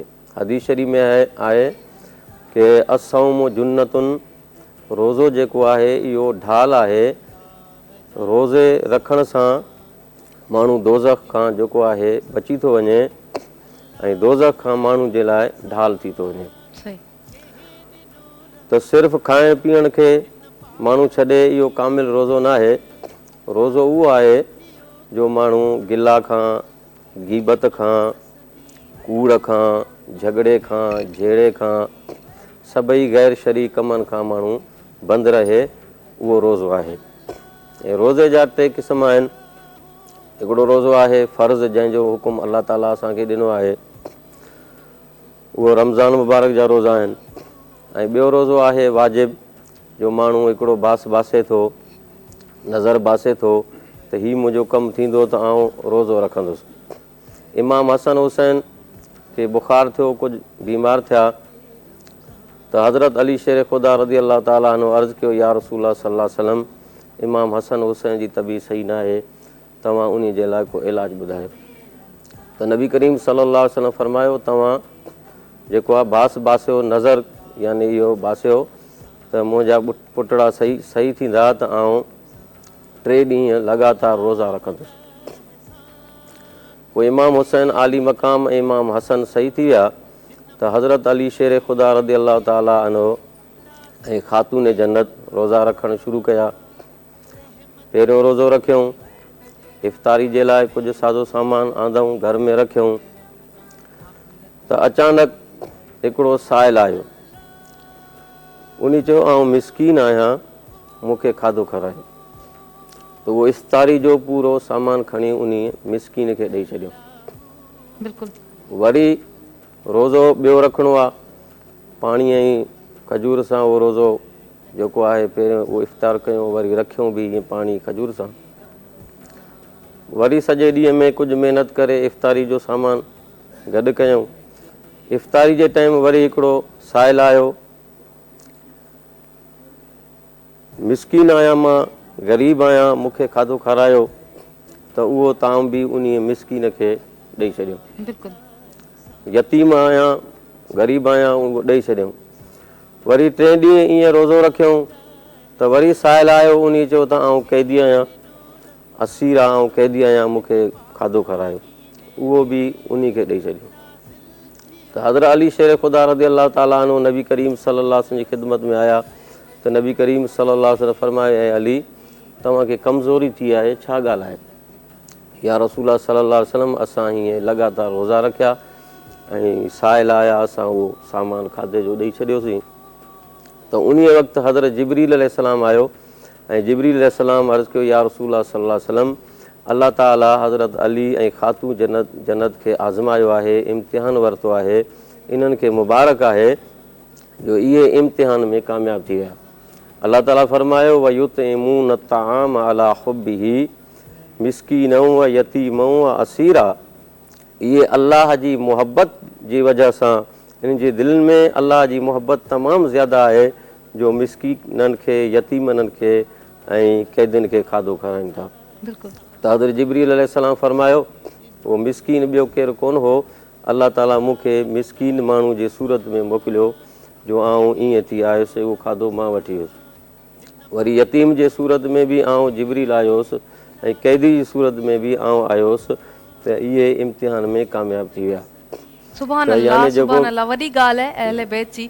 नबी करीम सल्लल्लाहु अलैहि वसल्लम ऐं संदन आले मुबारक असांखे जेको दर्स ॾिनो उहो बेसिकली इहो आहे त असां पाण ते बर्दाश्त कयूं, पाण ते एतिरो असांखे सब्र, एतिरो कंट्रोल पंहिंजे नफ़्स ते हुजणु खपे त अगरि को मिसकीन अचे त असां उनजी हेल्प करे सघूं, मदद करे। हू त करीम आहिनि, हुननि जी करीमी जो जेको दर्जो आहे असां उन ताईं पहुचे बि नथा सघूं, सोचे बि नथा सघूं, पर उन्हनि जी सुन्नत ते अमल करे सघूं था। उन्हनि जो जेके टीचिंग्स आहिनि उन्हनि ते अमल करे असां बहितर इंसान थी सघूं था। जेके पंहिंजा माण्हू आहिनि आसे पासे, इहा ई ॻाल्हि असां सवेरे खां वठी, इंट्रो खां वठी मां करण जी कोशिशि करे रही आहियां त महांगाई एतिरी वधी वई आहे त असां माण्हुनि जी ज़िंदगी अजरन करे छॾी आहे। त उन में अगरि असां कंहिंजी मदद कयूं था, हेल्प कयूं था, के क़ैदी, मिसकीन, ग़रीब, यतीम जी, त तव्हां सम्झी सघो था, असां सभु सम्झूं था तुंहिंजो केतिरो अजरो सवाबु आहे। त असां ॻाल्हि ॿोल खे अॻिते वधाईंदासीं। मां चाहियां थी त रिज़वान असां सां गॾु मौजूदु आहिनि, त नात तव्हां खां ॿुधूं ऐं पोइ ॻाल्हि ॿोल खे अॻिते वधायूं। जी, कहिड़ी नात आहे? बिस्मिल्लाह। हो करम सरकार अब तो हो गए गम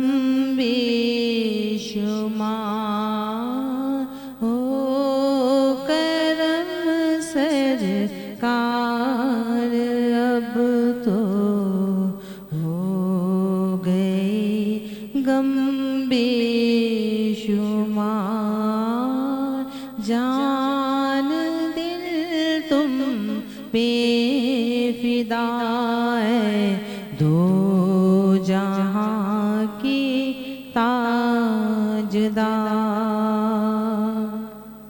गुंबदे खज़रा के जलवे और वो इफ्तारियाँ गुंबदे खज़रा के जलवे और वो इफ्तारियाँ याद आती है बहुत रमज़ान तैबा की बहार याद आती है बहुत रमज़ान तैबा की बहार मैं अकेला मसाइल जिंदगी के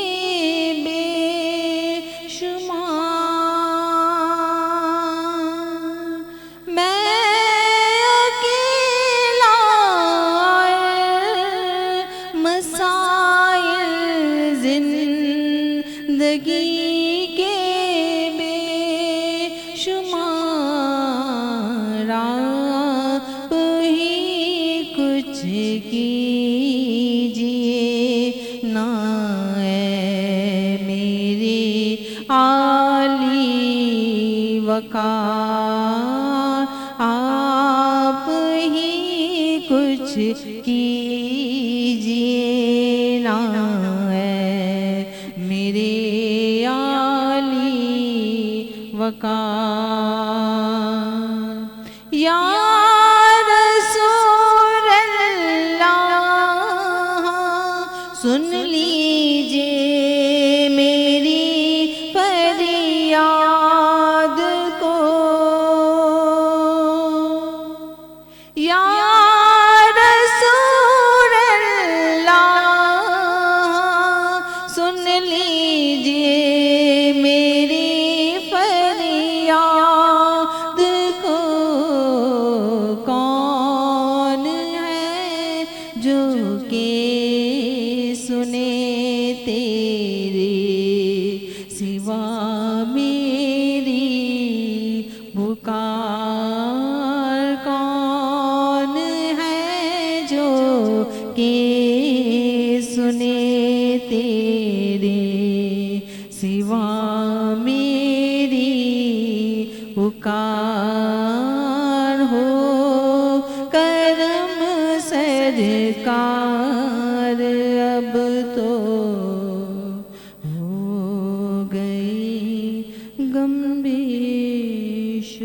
बेशुमार सुभान अल्लाह सुभान अल्लाह ऐं इन सॼी नात में सभ खां प्यारी हिकिड़ो त नबी जी सना ऐं ॿियो वरी इहो कनेक्टिविटी त असांजी ज़िंदगी में जेके गम तकलीफ़ूं आहिनि न असां पंहिंजे नबी खे हाज़िर नाज़िर सम्झूं उन सां वंडियूं उन सां दोस्त सम्झी उन सां जॾहिं ॻाल्हि ॿोल कंदासीं त मुंहिंजे ख़्याल सां उन्हनि जो असांखे नतीजो सुठो ई मिलंदो को सोल्यूशन जेको आहे उन जे पासे असां वेंदासीं छो त असां कलमूं पढ़ूं था कलमे जो मफ़हूम इहो आहे त ख़ुदा जी ज़ात हाज़िर नाज़िर आहे नबी करीम सल्लल्लाहु अलैहि वसल्लम मौजूदु आहिनि त पंहिंजे जेके मसला मसाइल आहिनि असांजो हिकिड़ो त असां पढ़ंदा आहियूं सम्झंदा न आहियूं त इहो बि हिकिड़ो रीज़न आहे मुंहिंजे ख़्याल सां जेको दूरी असां पंहिंजे नबी खां इख़्तियार कई आहे मुंहिंजे ख़्याल सां ज़िंदगी जो हर मसइलो हर ॻाल्हि असां उन्हनि सां शेयर करे सघूं था उन्हनि वटि इहे सॼा हल उन्हनि वटि इहे सॼा मामला जेके आहिनि उन जा सॉल्यूशन्स आहिनि त ब्रेक वठूं था नाज़रीन सफ़ा नंढो ब्रेक आहे वञो केॾांहुं न ऐं ॾिसंदा रहिजो धरती टीवी बरकते रमज़ान बरकते रमज़ान अल्लाह जा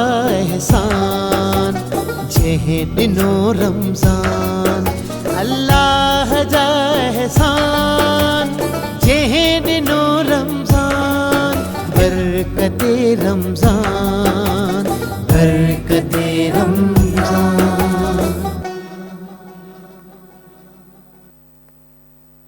welcome welcome back once again भलीकार चवंदासीं बरकत रमज़ान जी बाबरकत ट्रांसमिशन।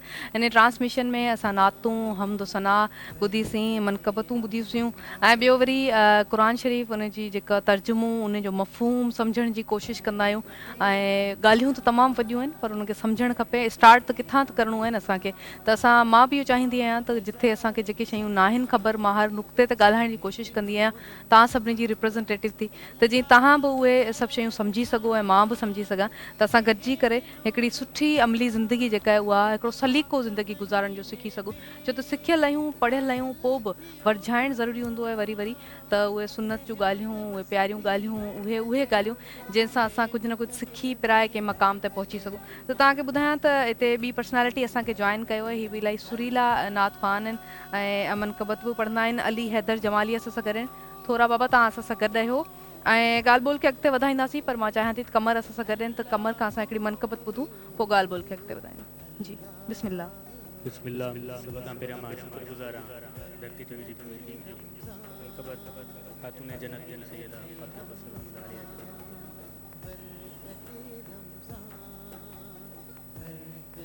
ओ तू या कायनात में एक फातिमा भी केर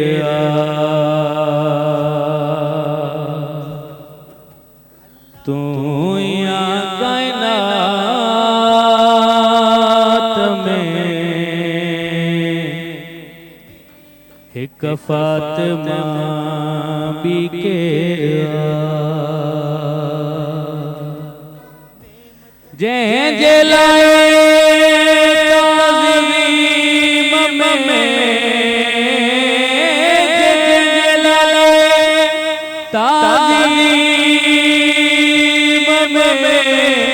उठे मुस्तफा भी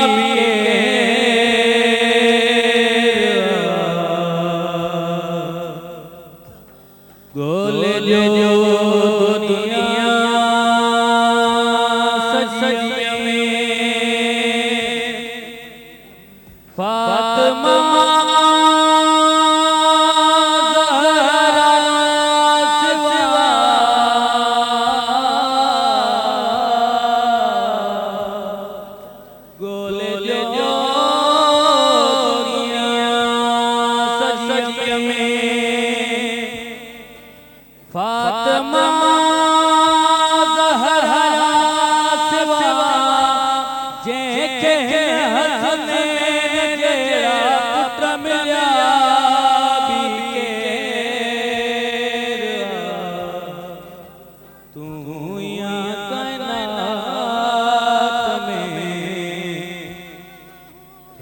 फातिमा भी केरवा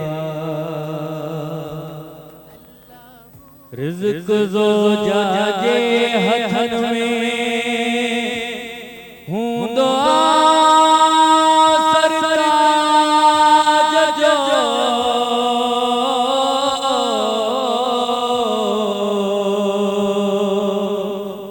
रिज़्क़ जो जाजे हथन में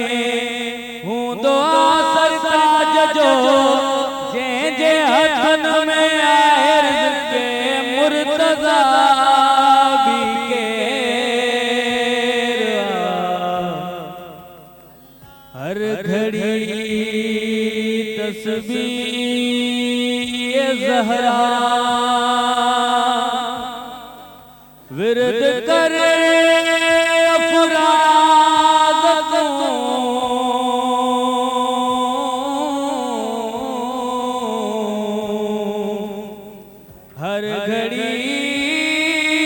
तस्बीह ज़हरा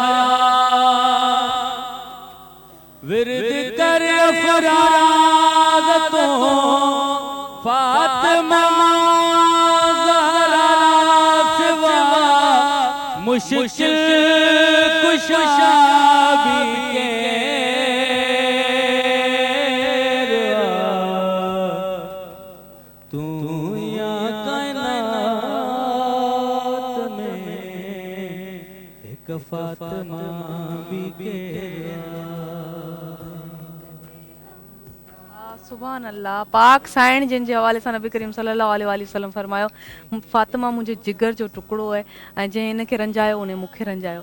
त छा त मक़ाम आहे पाक साइण जो, ऐं उहा जन्नत जी उहा राणी जेका सभु खां अॻु में जन्नत में वेंदी। हिकिड़े दफ़ा बीबी साइण नबी करीम सल्लल्लाहु अलैहि वसल्लम खां इहो सवाल बि कयो त बाबा जन्नत में सभु खां अॻु में केरु वेंदो? त नबी करीम सल्लल्लाहु अलैहि वसल्लम फरमायो त उहा बानी, उहा औरत वेंदी जंहिंजे हथ में तुंहिंजे उठ जी मुहार हूंदी।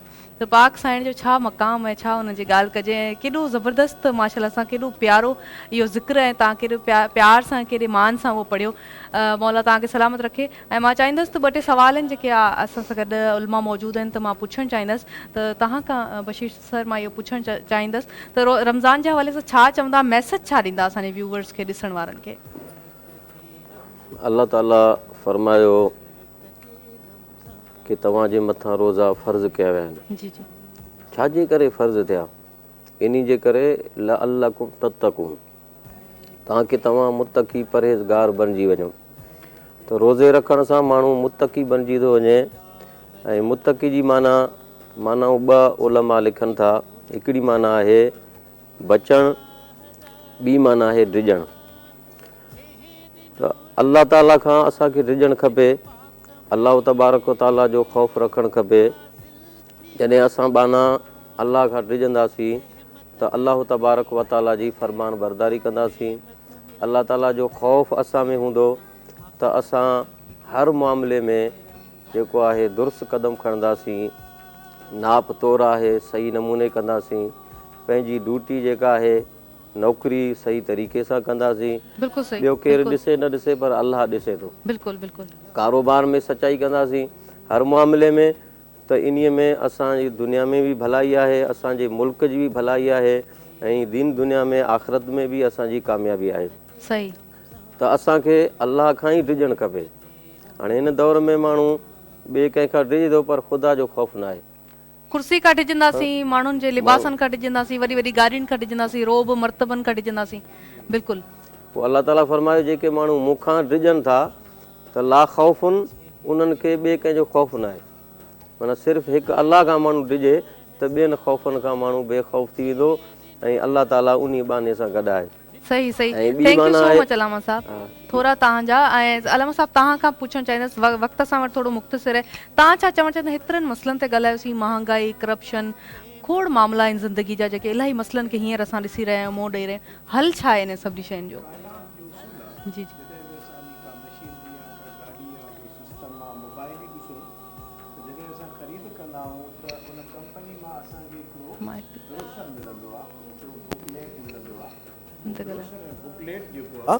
उहो इहो ॿुधाईंदो आहे त जॾहिं इहा मशीनरी तव्हांजी ख़राबु थी पवे ऐं जॾहिं इन में को नुक़्स अचे या कमी बेशी अचे त पोइ हिन तरीक़े सां तव्हां हलायो।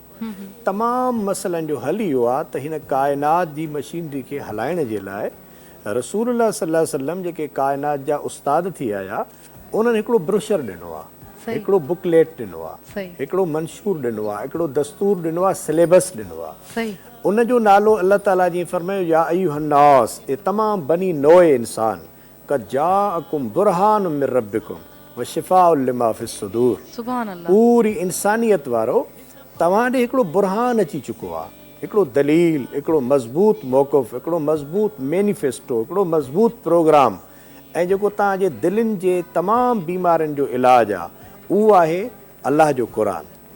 क़ुरान मजीद फी लौह महफूज़। काइनात जी पूरी मशीनरी जे तमामु मामलनि जो हल इहो आहे त तमामु इंसान, छो त अल्लाह दावत इंसाननि खे ॾिनी आहे सभु क़ुरान जे क़रीब अचनि, क़ुरान खे सम्झनि, क़ुरान खे पंहिंजो रहनुमा बणाइनि। ऐं रमज़ान शरीफ़ में सुनहरी मौक़ो आहे त माण्हू क़ुरान पढ़े बि थो, तरावीहनि में बि दौर बि करे थो, बसि सिर्फ़ु एतिरो करिणो आहे त उनखे सम्झी पढ़णो आहे। ऐं मां आख़िरी लफ़्ज़ इहे चवंदुसि त असां जेके बि आहियूं सभु हिकिड़े ॻाल्हि में गॾियल गुनाहगार आहियूं, निमाज़ी, हाजी, सूफ़ी, सलाती, सभु गॾियल हिकिड़े गुनाह में गुनाहगार आहियूं। कहिड़े में? जेको असां क़ुरान पाक जे सम्झण खे ज़रूरी नथा सम्झूं। इहो एॾो अज़ीम गुनाह आहे जो क़यामत ॾींहुं अल्लाह जी चए थो, वक़ाल रसूल या रब इन क़ौम इत्तख़ज़ू हाज़ल क़ुरान महजूरा। रसूल इहा फ़रियाद न कंदो त हिननि ॾाढ़ी कोन रखी, हिननि पटको कोन ॿधो, रसूल फ़रियाद कंदो त हिन मुंहिंजी उम्मत कलमे ऐं क़ुरान जे वठण खां बाद इन्हनि खे छॾे ॾिनो हुयो। सही, इन उहो सम्झणो आहे, हा। अज़ीम गुनाह खां बचण जे लाइ क़ुरान पाक जे क़रीब अचिणो। सही, thank you so much, thank U थोरा तव्हां ॿिन्ही जा उलमा जा ऐं तव्हां सभिनी जा, त तव्हां असांखे इज़त बख़्शी, तव्हां असांजे प्रोग्राम में हिसो बणिया ऐं असांखे एॾे प्यारे प्यारे आवाज़नि में मनक़बतूं तव्हां ॿुधायूं। ऐं नाज़रीन, इख़्तिताम ते खोड़ सारियूं दुआऊं तव्हां जे लाइ आहिनि। एंड असां कंदासीं अली हैदर जमाली अदा जे आवाज़ ते ऐं उहा नात तव्हां सभिनी जी नज़र कंदासीं। हिते मूंखे मुंहिंजी सॼी सत खे दुआउनि में यादि रखिजो। दुआउनि खां अलावा असां इंशाल्लाह हाणे सुभाणे मिलंदासीं ऐं सुभाणे नयूं कचारियूं हूंदियूं। कोशिशि कंदासीं त रमज़ान जे हवाले सां जेके बि सवाल, जेके ॻाल्हियूं, जेके क्यूरीज़ तव्हां जूं आहिनि, असां सभिनी जूं आहिनि, त उन्हनि ते असां रोशनी विझी सघूं ऐं उलमा खे हिते घुराए ॻाल्हाइण जो मक़सदु इहो आहे त असां किथे न किथे कुझु बहितर अमल सिखी सघूं, सम्झी सघूं। त हिते मूंखे इजाज़त ॾियो, मुंहिंजी सॼी सत खे इजाज़त ॾियो। ख़ुशि हुजो, सलामत हुजो, अल्लाह भाई जी, बिस्मिल्लाह।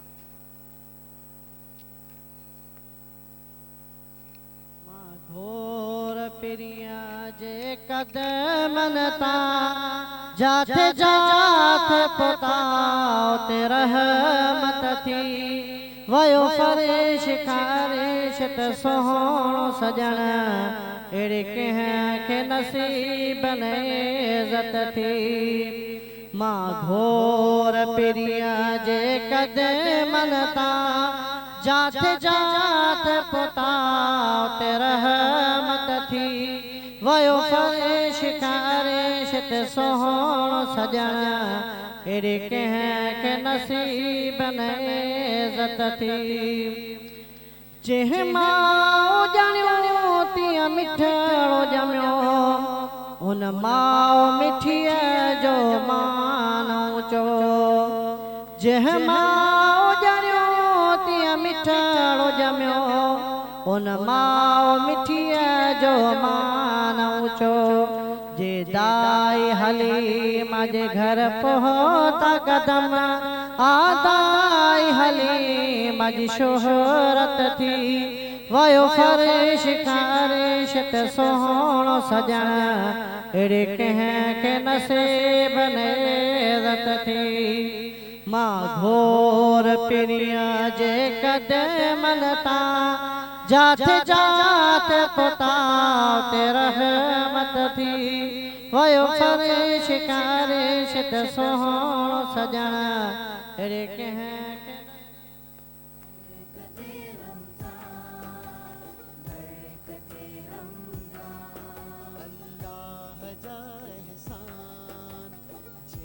ॾिनो रमज़ान अल्लाह जा एहसान जंहिं ॾिनो रमज़ान बरकते रमज़ान।